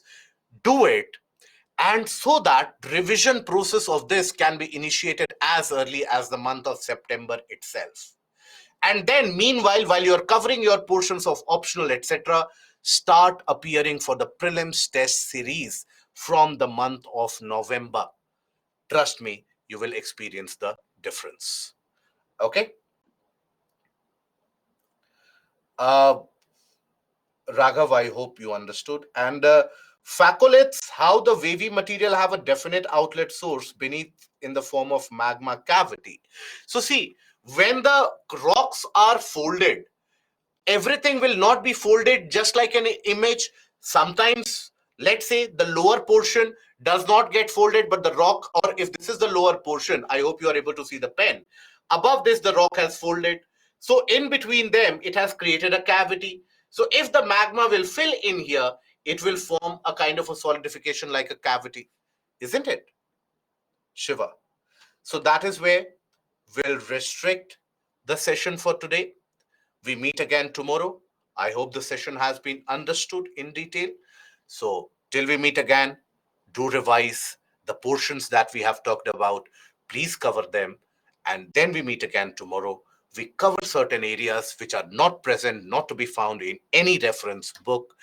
Cover certain areas which will enhance your understanding of climatology. Till that point of time, take care of yourself. Goodbye and thank you.